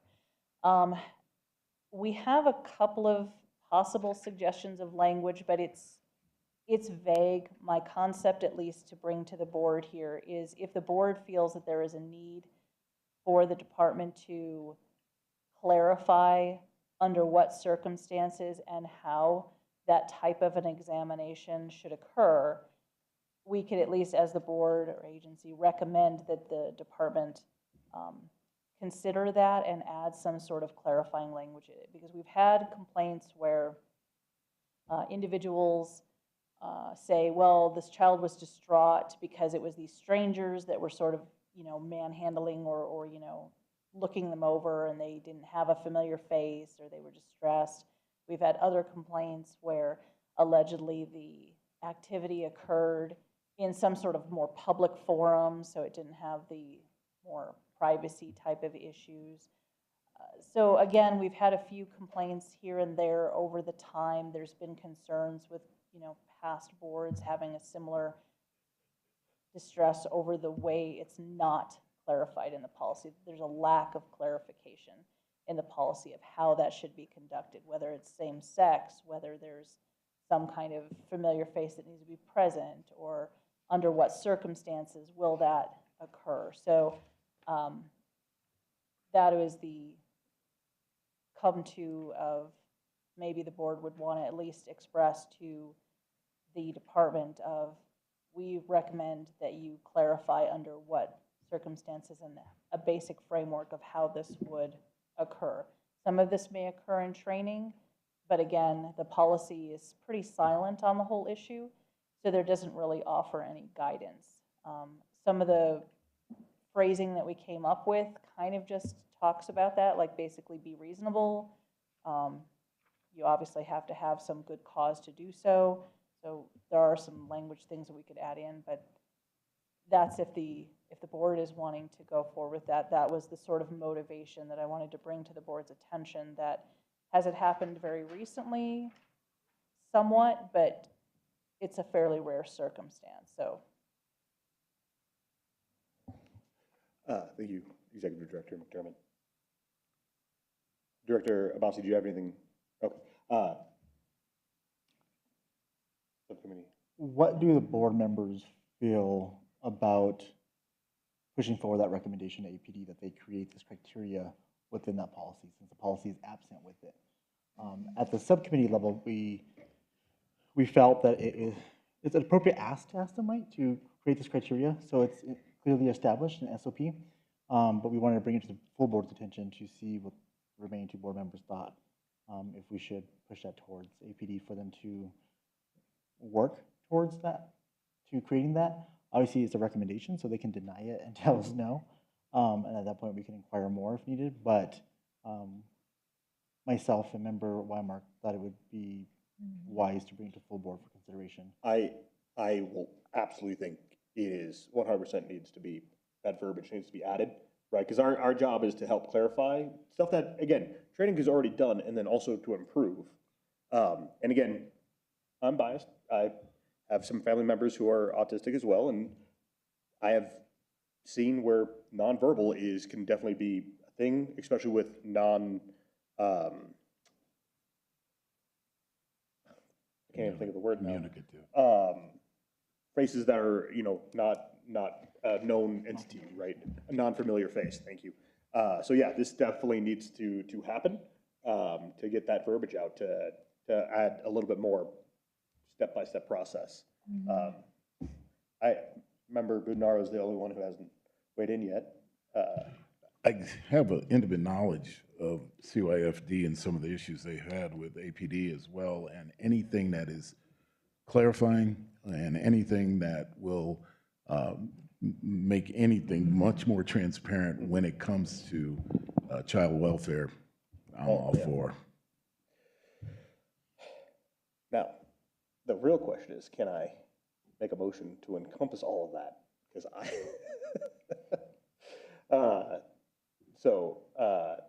I might leave it to you, Member Calderon, to make that, because you were the one in the subcommittee, so I'm going to make that fall to you.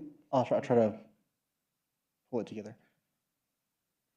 No comments? Oh, sorry, I thought I heard something. That's what I thought I heard. We're not the only one. So make a motion that we make a recommendation to APD that they include language within the SOP 2-92 crimes against children investigations on the process and the standards of how they go about searching children or investigating for abuse or physical abuse and markings, and that they create a formal documented process for that. Can I get a second? Seconded. Thank you, sir. Ms. Barilla, can I get a roll call vote? Thank you. Who seconded that motion? I'm sorry? Did you second that motion? I did second that Okay. motion. Thank you. I didn't hear that. I was still writing. All right. Member Bolianitz? Approved. Member Budenaro. Approved. Member Calderon. Approved. Member Weimark. Approved. Thank you, Mr. Chairman. That motion passed unanimously. Thanks, Ms. Bell. Deputy Director and Executive Director, did that suffice on direction? Chair, Member Calderon, you talked about making a recommendation of APD adding some language to have some process and standards listed within the policy. Do you have anything in mind, or do you suggest some language? Because the way the smart sheet form works, we have to provide a justification and reasoning of why we are making the recommendation, and then provide the actual recommendation for APD to incorporate. This policy is due very soon. If the board wish to do additional research and then write a formal letter to the chief, if that would be another route. But if the board have any specific language that they can come up with, or you can delegate us to come up with a language and recommend it. That Can I would be the delegate, option. can I delegate you guys to create the initial? And then we can do it through, council's like, ha. I mean, again, it's typically the smart sheet wants to have very specific Right. language, and we can come up with some draft language for it. And again, the policy owner will either accept, deny, modify, and then we bring it to the board and say, this is the response that we received, and then Right. based on that response, the board either chooses to move forward with a response via the chief, as we've done with a few of these, or tables it and kind of like puts a pin in it until the next time it comes around with more information. So, but a concept is okay. Obviously, they prefer more specific, Right. but, and we can, like I say, come up with some proposed, at least general language that says, Right. this is a problem, this is what should be illustrated.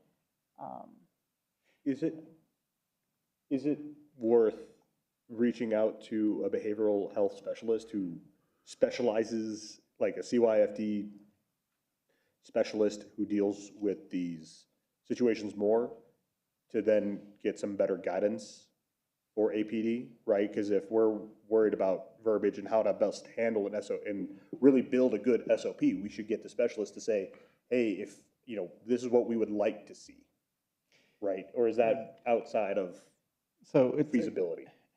I mean, I would love it, right? In a perfect world, this policy is due by 4/16. Unless we pull it out of.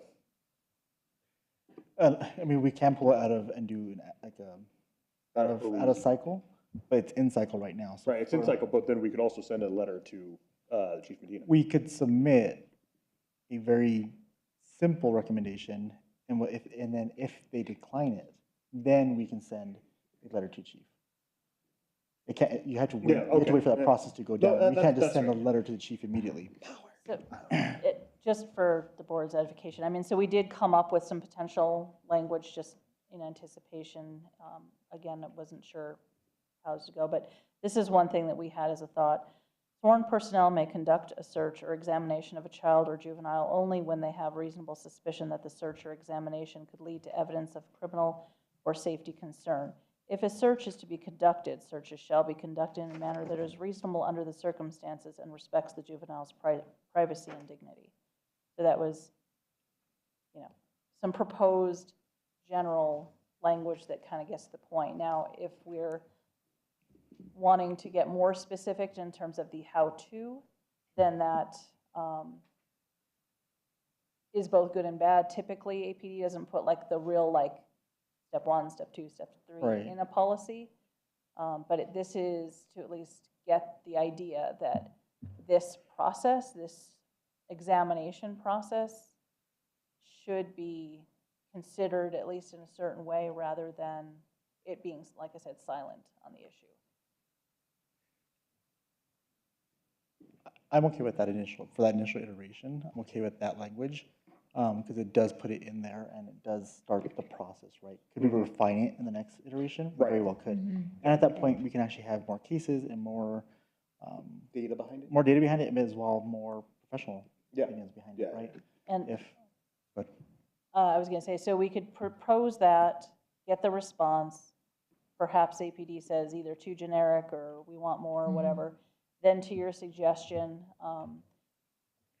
in preparation of a possible response to the chief, where it would then be an off-cycle kind of thing, we can probably reach out to like a CYFD investigator or something like that and get that more information. But because this is an in-cycle policy, and we probably as a board and as an agency don't want to make a habit of a policy was just heard, we didn't say anything, and then a month later we're like, okay, but wait, we want this. Yeah. It's like, so we want to be respectful of the cycle, and so we have an indication that there's a situation here, and then we can respond to it as opposed to we say nothing and then we have the issue a month or two down the road. Yeah, then I think that's a good, at least it gets the ball rolling on our side. And yes. Submit something. So yeah, I'm good with that. Board? I'm gonna move on. I'm okay with that language. Cool. Yeah. Appreciate it. So with that, should I move on to, let's move on to the next order of business, SOP 2-103, trespassing notifications. Deputy Director Abbasi. Thank you, Chair Boulianitz, members of the board. We have a few recommendations for this SOP. One was just a general recommendation to include how long the criminal trespass notice stay active. We've seen cases in which trespass notice is active for 90 days. It is indefinite for private property in New Mexico, and we suggest or we recommend that the policy explicitly stating how long it stays active would be worth a while. The second recommendation we have for this one concerns the removing the necessary language. Basically, it talks about getting the signatures from some of the parties that are listed. They're the owner, and the person who is in lawful possession of the property. It says the owner complete the criminal trespass form and obtain the following signature: the owner, leasee, proprietor, or any other person in lawful possession of the property. Sometimes the signatures do not need to be obtained if it is a case of public building. For example, if a trespass notice is issued, for example, at the airport, it already has those things already filled out in the section of the owner. So we recommend adding that it explicitly states that. One other recommendation was brought up by an investigator in the agency. The SOP talks about redacting some of the information, but it doesn't explicitly states that which form should the information be redacted for the individual who is given the notice. For example, their personal identifying information, like their first name, date of birth, full social security number. That information is redacted only from the copy that is provided to the property owner or the person who is filing the criminal trespass, but it stays on the other copies that are given to the individual who is being trespassed, as well as the other copy that goes to the records division. So we just recommend rewriting and making it clear that the information should only be redacted from one particular copy and not the other two. Yeah, so the purpose of both of these, of course, is to ensure that consistency is there, but consistency across all forms in APD, right? To ensure that they're the same for criminal trespass. Because if the airport has one, then outside airport APD has one. We want to ensure that they're the same, right, and keep that consistency across the board. So that's the recommendation, and the subcommittee supports that. The second one, well, of course, was but the redaction. Yes. It's just more of clarity is what it is, to call out PII. Just call out that this is the form that should be redacted. Yep. The rest remain visible as normal. And so the subcommittee supports both these recommendations. And after discussion, so we support them. Any questions, comments, concerns from other board members?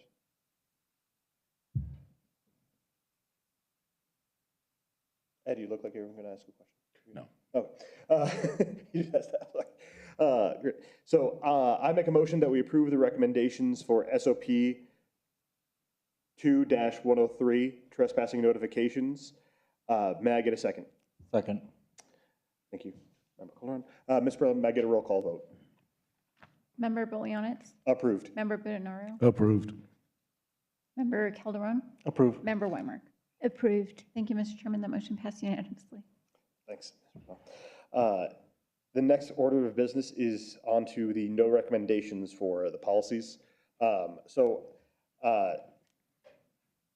this time, and to ensure the transparency for the following SOPs, they do not have any recommendations to be sent to APD. And those policies are SOP 1-56, formerly 6-12, horse-mounted unit. SOP 1-65, Metropolitan Court Protection Unit.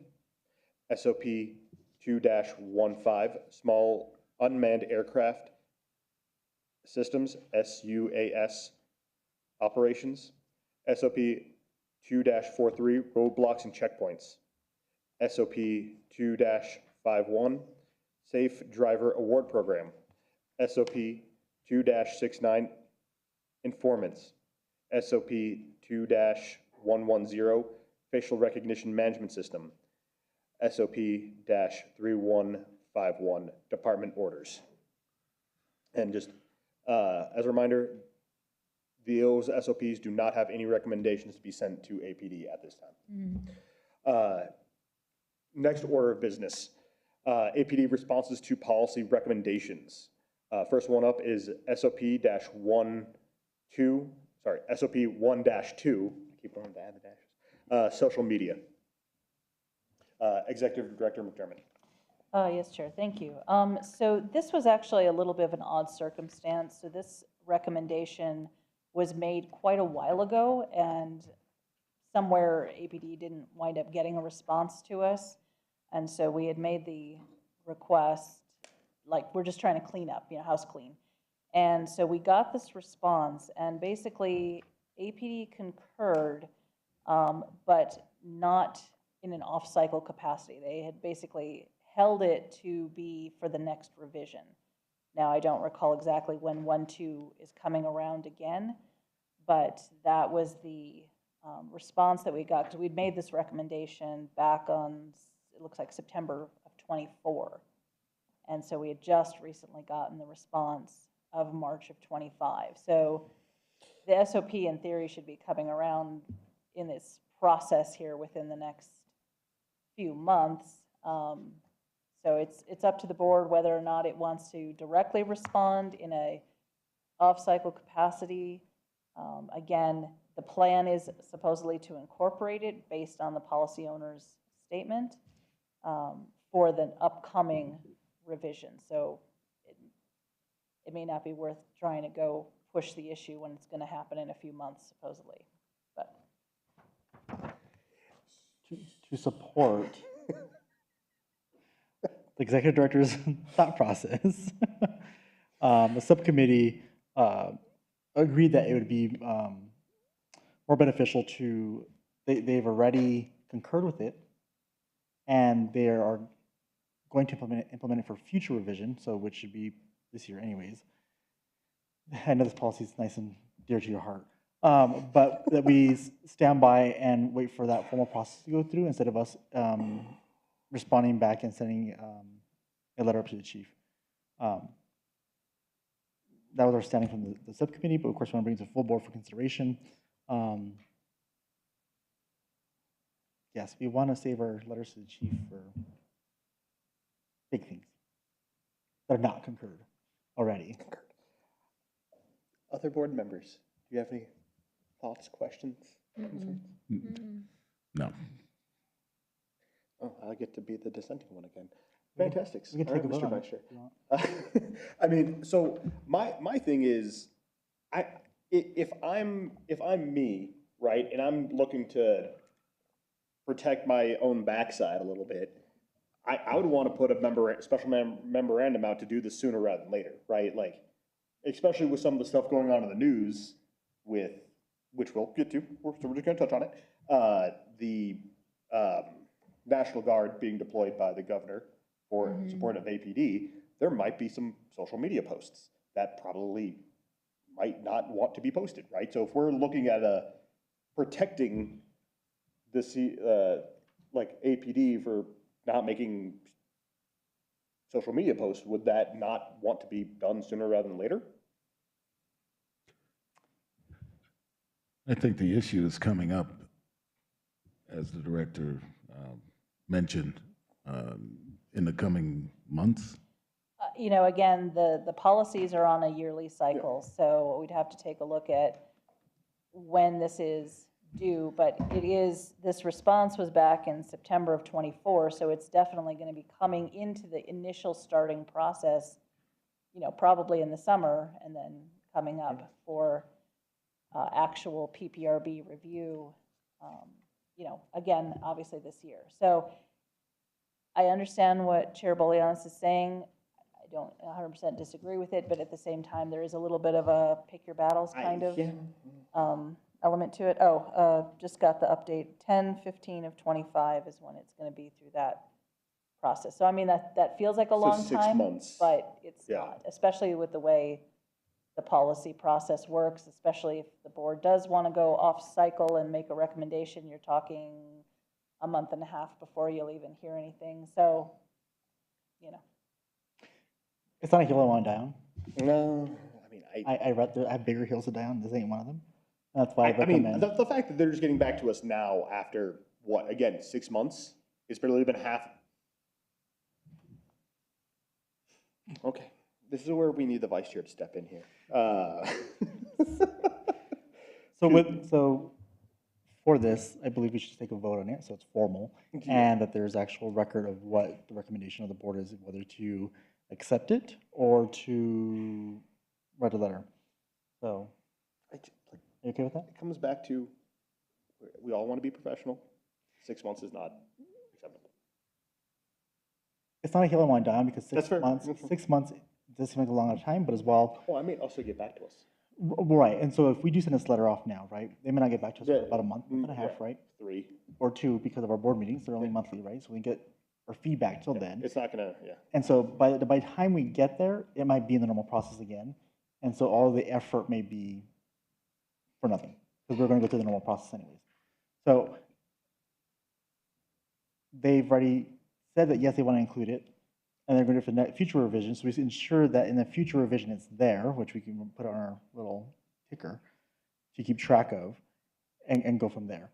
Again, we have bigger fish to fry, and I don't think this is one of them at the moment, especially because we do have confirmation that they're going to input it for the next revision. If we didn't have confirmation or they declined it in totality, it would be a different story. But since they didn't do that, I feel a little more secure in being able to give them the benefit of the doubt that they will add it to the next policy revision, but as well, we will ensure in doing our recommendations as well for it. Board members? No, please. So, take a vote? Board members, are you okay with that? Yeah. Yes. Make a motion. So I make a motion that the Civilian Police Oversight Advisory Board holds off on making further notifications to the Chief of Police for SOP 1-2 social media, and we stand by for the normal review process that's happening later on this year. May I get a second? Seconded. Thank you, sir. Ms. Padilla, may I get a roll call vote? I'll do it for you. Member Bolianis? Approved. Member Budenaro? Approved. Member Calderon? Approved. Member Weimer? Approved. Thank you, Mr. Chairman and Vice Chairman. That motion passed unanimously. Thanks, Ms. Barilla. I'm amazed you actually said approved to that. I mean, yeah. So thank you. I appreciate that. On to the next order of business, SOP 1-11, Transit Safety Section, TSS. Executive Director McDermott. Yes. Thank you. So again, we had submitted recommendations. These were on-cycle type recommendations for 1-11. The first was recommend adding in accordance with 2-73 collection, submission, and disposition of evidence and property to the section of 111-6D1CI, adding that to that. So that was the first recommendation. And the response to that was agree with the concern. It should be added. 2-73 will also be referenced at the top of the policy. So they accepted that one. The second was if armed crimes is not the case, this should be clarified by removing armed. The response to that was I do not agree. The section discusses the defense of the TSO. The worm arm is to clarify when self-defense may be applicable, and no changes would be made. So that was a denial. And the third issue being define the best witness possible within the definition section of 111.3. And the recommendation or the response there was this has been addressed several times and no changes will be made.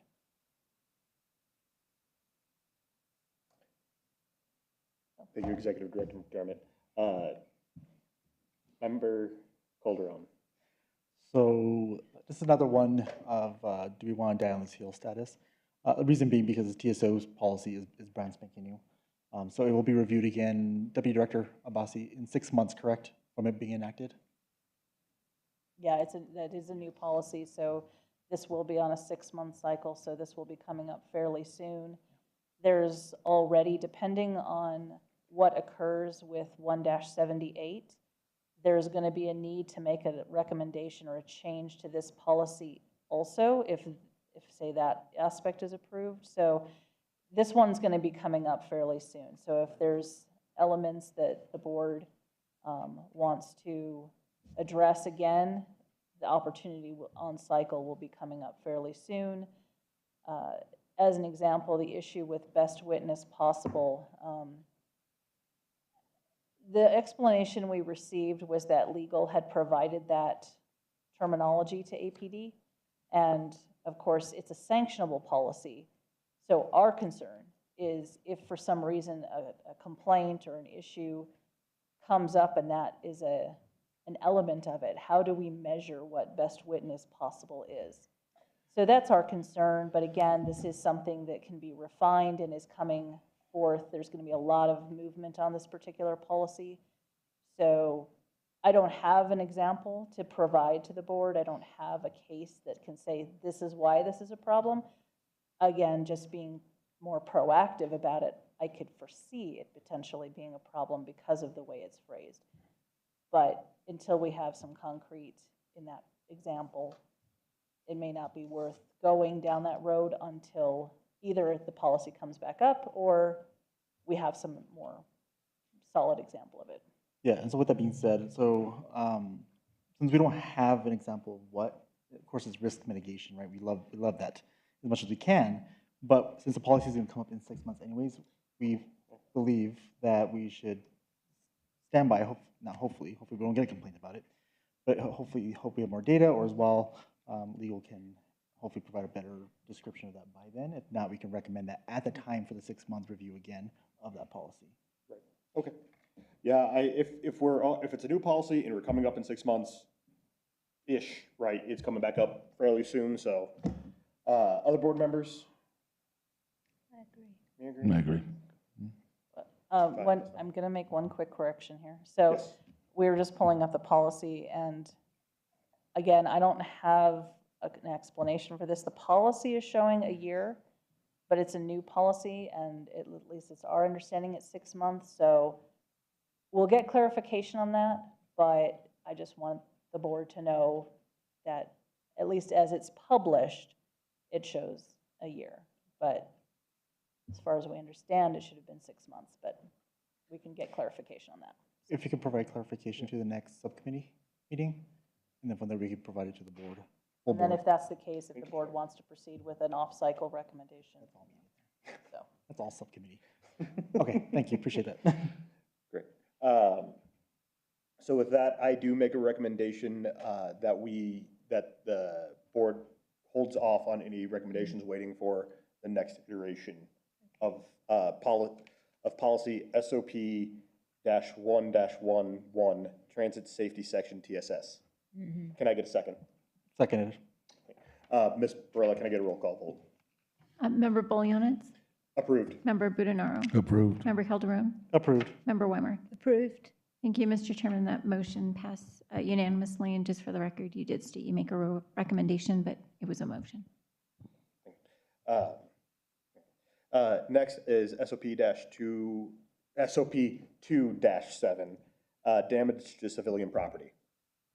Executive Director McDermott.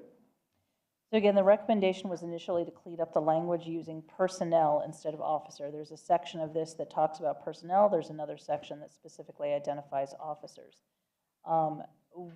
It was the belief that PSAs should be included, so therefore there was this recommendation to change to personnel rather than officer. The actual recommendation made was section pertains to all department personnel, but special direction is given to officers. For example, 274B1A, excuse me, and 274B1B say that the primary officer causing damage is to document this in uniform incident report, that the other officer causing damage is to document this in a supplemental report. These two sections, the primary officer must remain on scene until photographs of the damaged items are taken, and so the provision also pertains to PSAs and TSS. That was our assumption here. But there's no guidance on which PSA or TSSs will document the information. So that was our request, that change out officer, make a clarification. The response to that was the TSSs and PSAs do need to file a report, but that the A and B only pertains to officers. So that was their explanation, that it is very clearly for officers, those particular tasks. So. Yeah, this one was fun. We went around for like 20 minutes on this one specifically. So in the end, our understanding is from the subcommittee is that A and B is specifically just for officers, and TSS and PSAs are always supplementary reports, not primary reports. So officers are the primary reporters, and that's where we kind of got in the discussion of it. But once we got a little more clarification of it, those two A and B do apply to officers. TSS and PSAs do have to submit reports always. By their SOPs, their separate SOP, but they are supplementary. They are never the primary for these issues specifically. And so with that being said, at the subcommittee level, we decided that, again, it's not a hill we want to die on, because it does state officers, and they do mean just officers. And then PSAs, TSAs do supplementary reports. So we agreed to bring to the full board for consideration to see if we did want to forward something to the chief of police, but we have no recommendation from the subcommittee for the formal board to review or consider. I do have a question. Let's just say, hypothetically, that a TSS or PSA runs into a wall and breaks up somebody's fence wall, right? The officer would then do a primary, right, even though it was TSA or PSA, but then they would do a supplemental. Well, if they're involved in the incident themselves, they will not be doing their report. Like the initial report would be an It would be a supplemental. Yeah. It would, the officer is doing the initial. Yeah, they would be a supplemental. Now, with that said, if it was my wall and I wanted to file a complaint with CPOA, would the jurisdiction still fall to the CPOA to do that investigation and handle the complaint with TSS or PSA? Currently, yes, the jurisdiction falls within the CPOA for basically all APD personnel, except when it comes to civilian employees, we do send those to IAPS, such as operators, substation personnel. When it comes to PSAs and TSSs and CSSs and things like that, there's a little bit of a discussion between the department and the agency right now regarding that, but it is the agency's position that they are performing functions that at least currently are investigated by the CPOA, and that's how it's handled right now. So with that, I would think that the TSAs and PSAs do need to file a report, because then that way it's audible and tracked just in case I only laughed because that's exactly what I said. Yeah, no, this is a hill, No. this is a hill I'm So gonna die on. TSSs and PSAs have to, by Yeah. their SOP for their positions, they do have to file reports, but they are considered supplementary. They are not the primary officer, is what it is. Agreed. Oh, that's fine, okay. That's So the the whole whole hang-up. argument is around primary. Initially, the argument was about changing officers to personnel. So it included TSSs and PSAs, but then the owner, it's not service owner, but the owner of the policy came back and said they didn't agree on it because those A and B was specifically to officers because officers are the primaries on those policies or on those actions. Does that make sense? So for that policy, those officers are the primaries, and that duty is specific to only officers, to sworn officers, not TSSs or PSAs. But TSSs and PSAs have to file reports on their own SOP for their guidance of their position.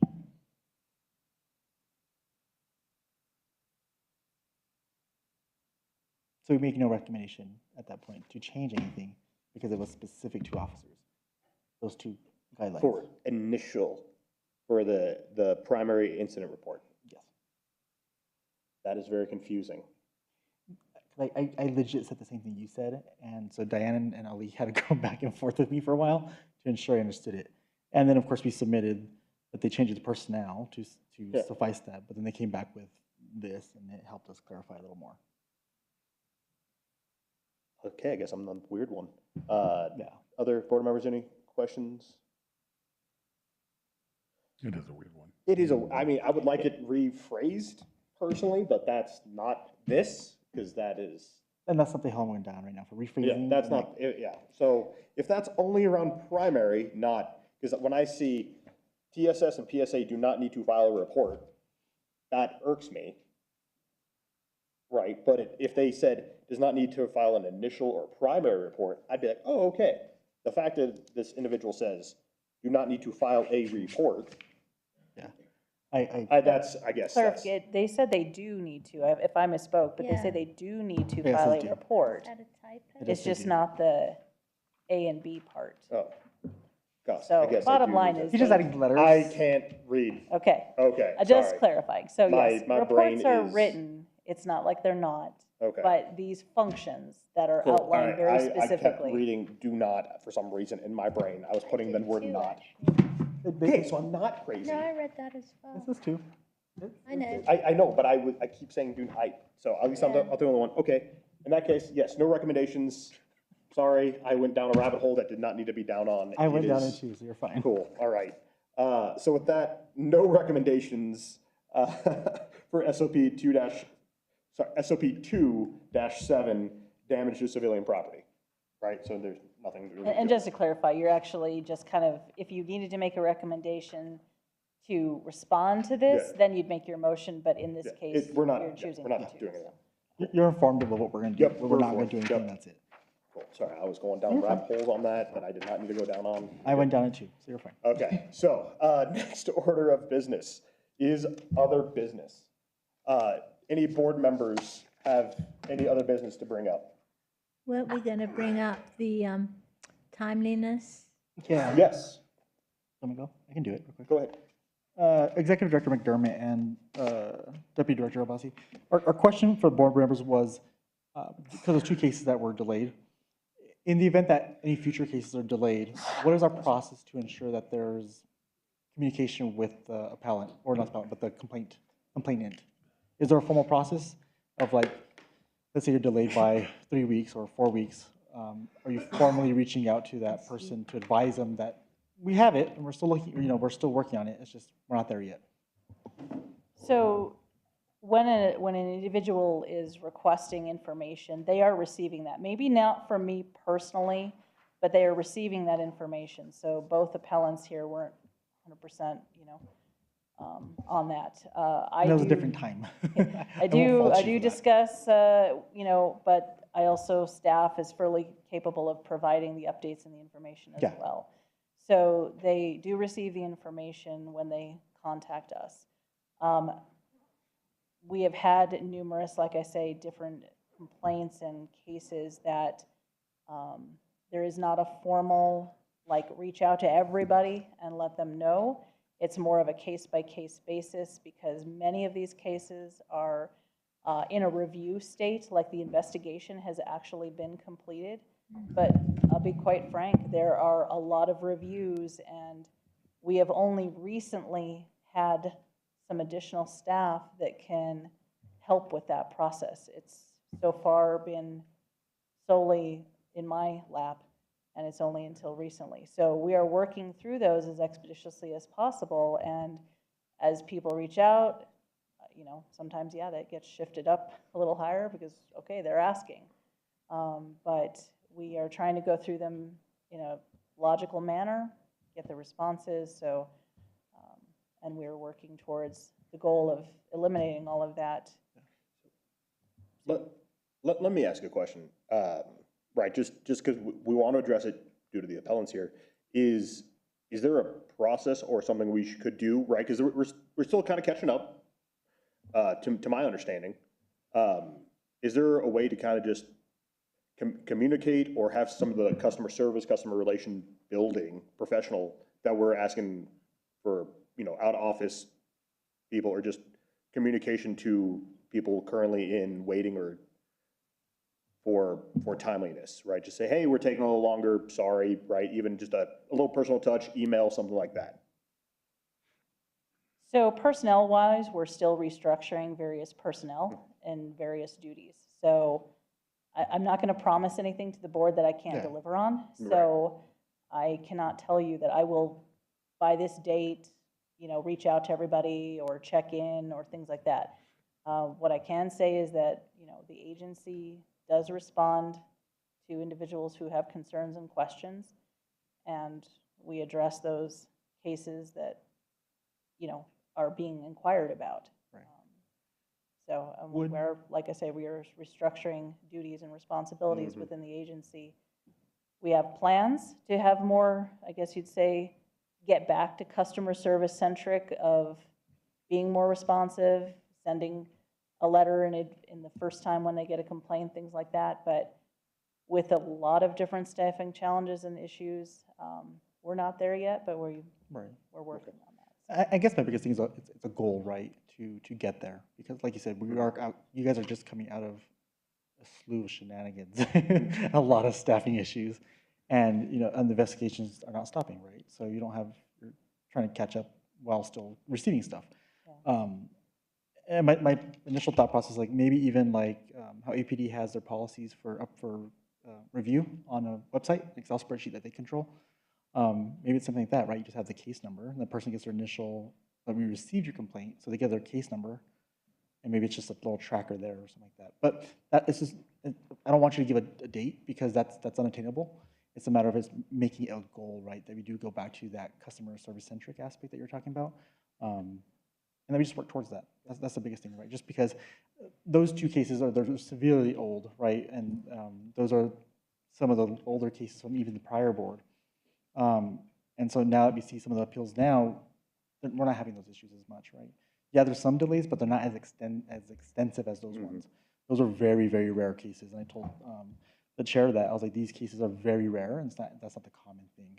And that's when transition of director, transition of staff, transition of a lot of things. So it's just a matter of us getting to that customer service centric and making it a goal, right? And figuring out the tasks to get there. But just that we're showing to the public that we are trying, right? And that we are, you know, we want to be as transparent as possible. I mean, we have your case. Yeah, we're looking at it. Sorry, it's taking longer, but as well, you have a limited number of investigators and a limited number of people to review every single one of those. And we want to make sure they're done correctly, diligently, and factual, right? So we can provide that to the public. And so thank you guys for working on that. So we appreciate it. It was just a question that we brought up in a discussion from the last case. And so we just want to talk about other businesses to ensure that we are understanding and aware. And yeah, it's certainly, we're well aware and very cognizant of these issues. And it's not how we choose to operate. It's not how we normally operate. And I can't speak for,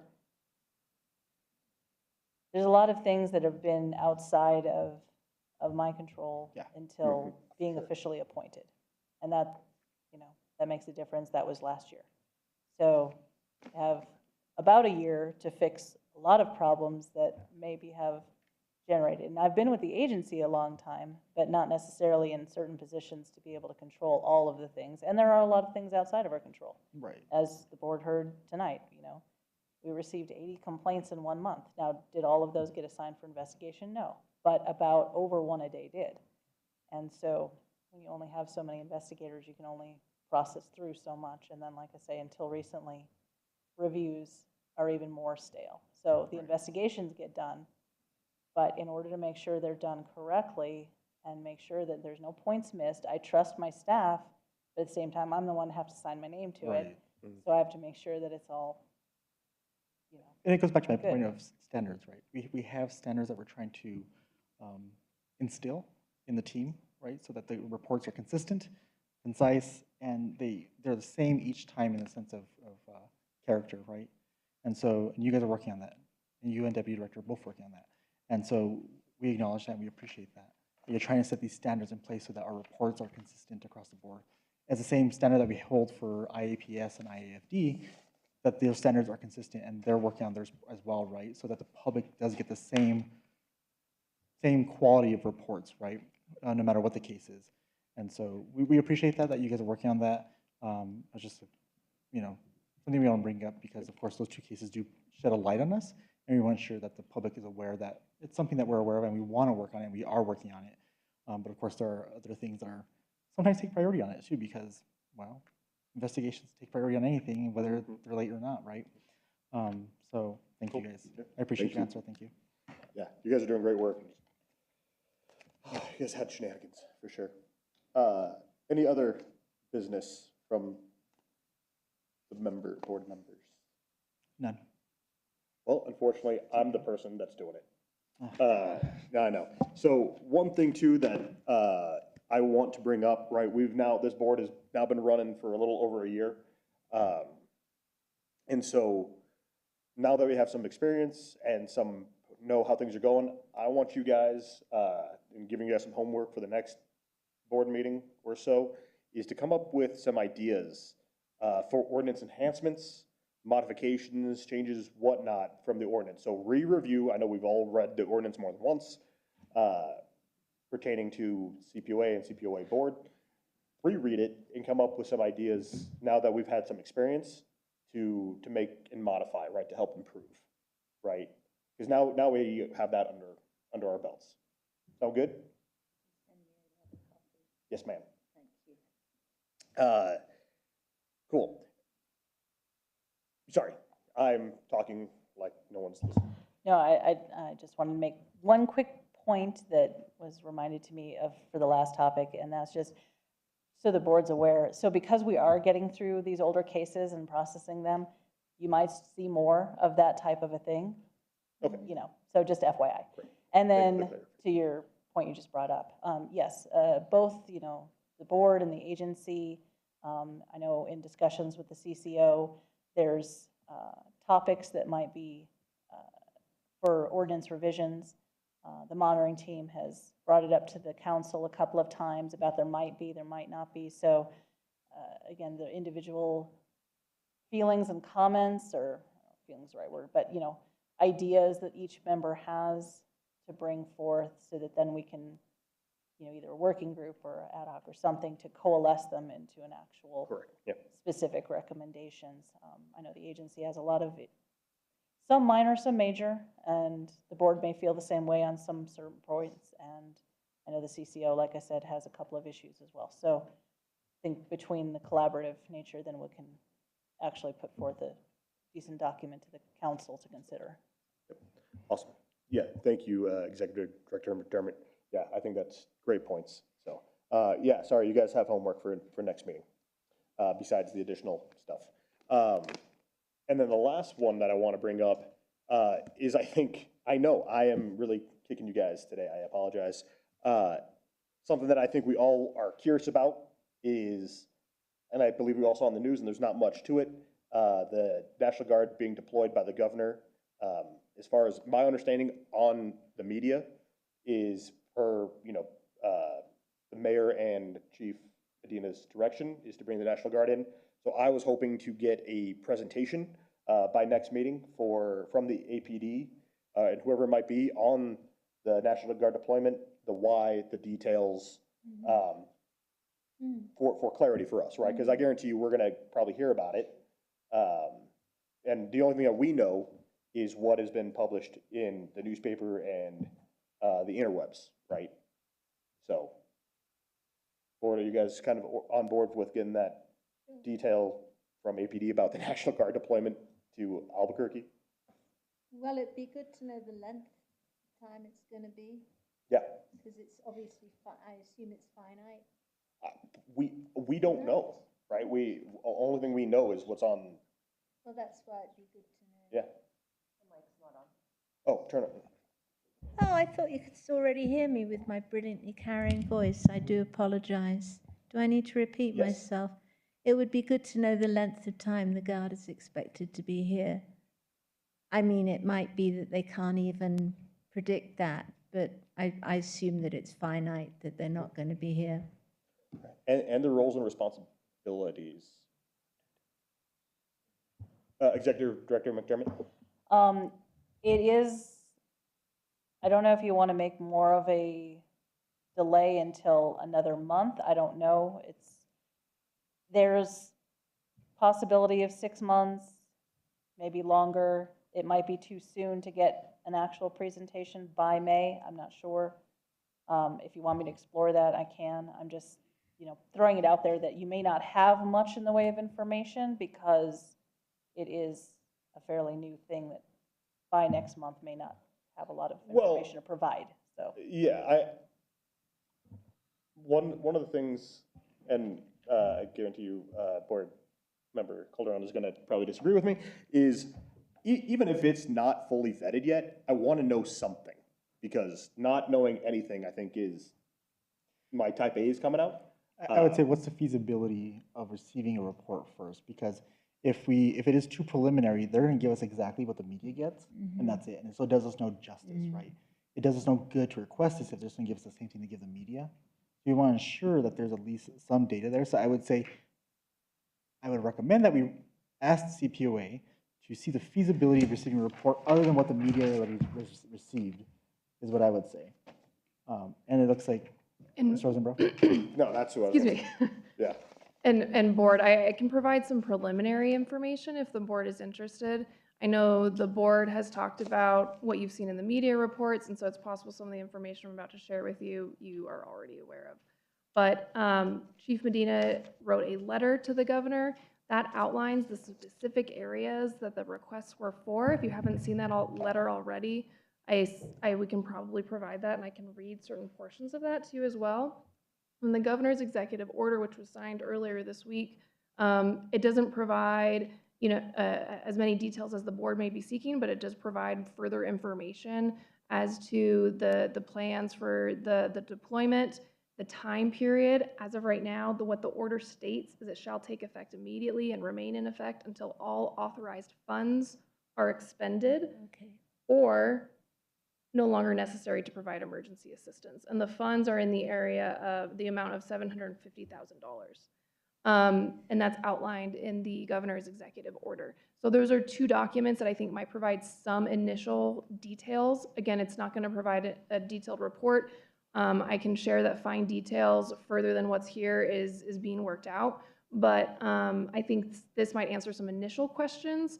And then I would agree with the executive director that given that this is expected to begin in mid-May, waiting till June for more information might bear greater fruits in that case. But First, I want to direct to member Weimark.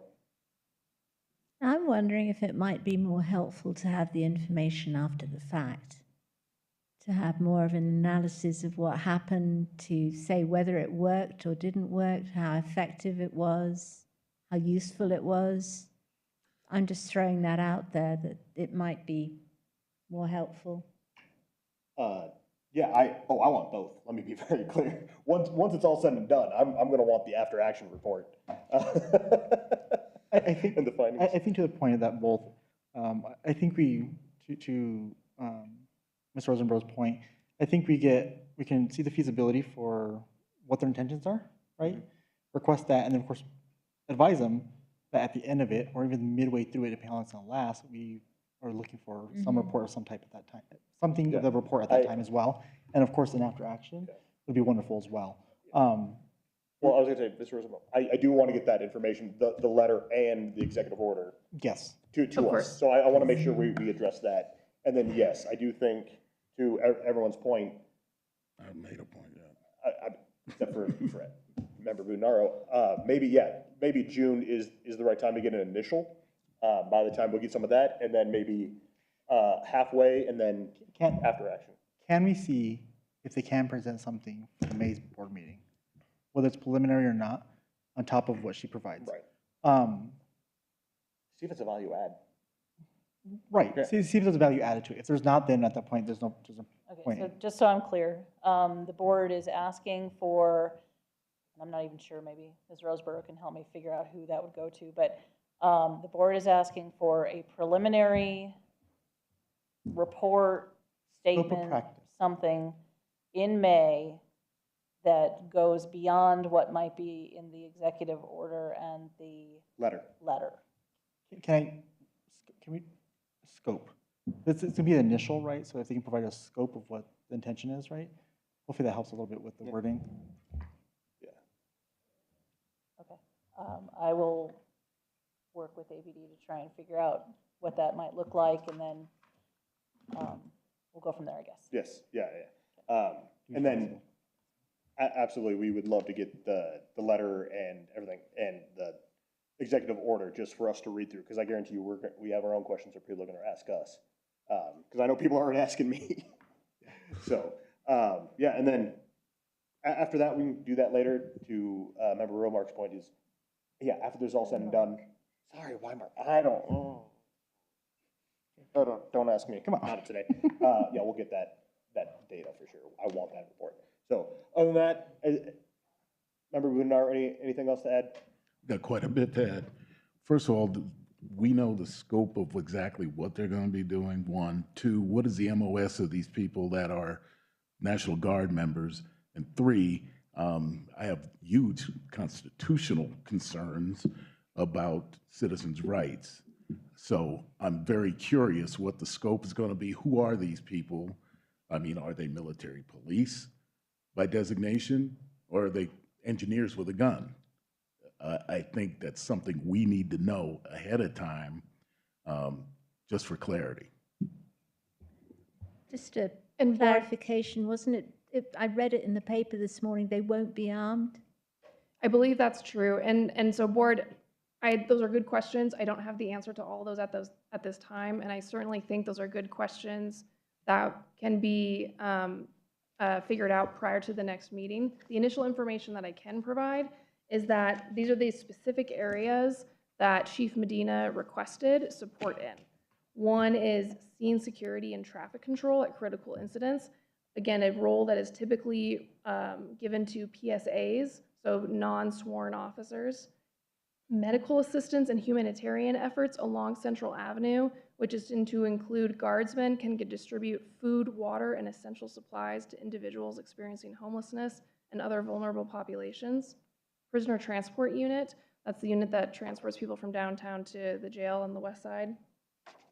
Assisting transit security, Metro Court security, aviation, the SHIELD unit, which is the unit that prepares records for preparation for court, and the APD drone program. So these are, by and large, in positions that are civilian, non-sworn positions. They're not here to be making arrests, as I understand it. So that is the initial information that I have. But of course, a fuller report can be provided at the next month if the board seeks it. Thank you. Great, thank you so much. All right, with that, on to the next order of business, adjournment. So our next regularly scheduled board meeting will be held not on a Thursday, but on a Wednesday, for fun facts. Wednesdays, mark it in your calendar. Wednesday, May 7th at 5, right here in these chambers. With that, I make a motion to adjourn at, oh man, I closed, at 9:25 p.m. I second. Ms. Barella, can I get a roll call vote? Member Bolianitz. Approved. Member Budenaro. Approved. Member Calderon. Approved. Member Weimar. Approved. Thank you, Mr. Chairman. Motion passes unanimously. Thank you, Ms. Brilla. Thank you all, and I hope you have a great rest of your evening.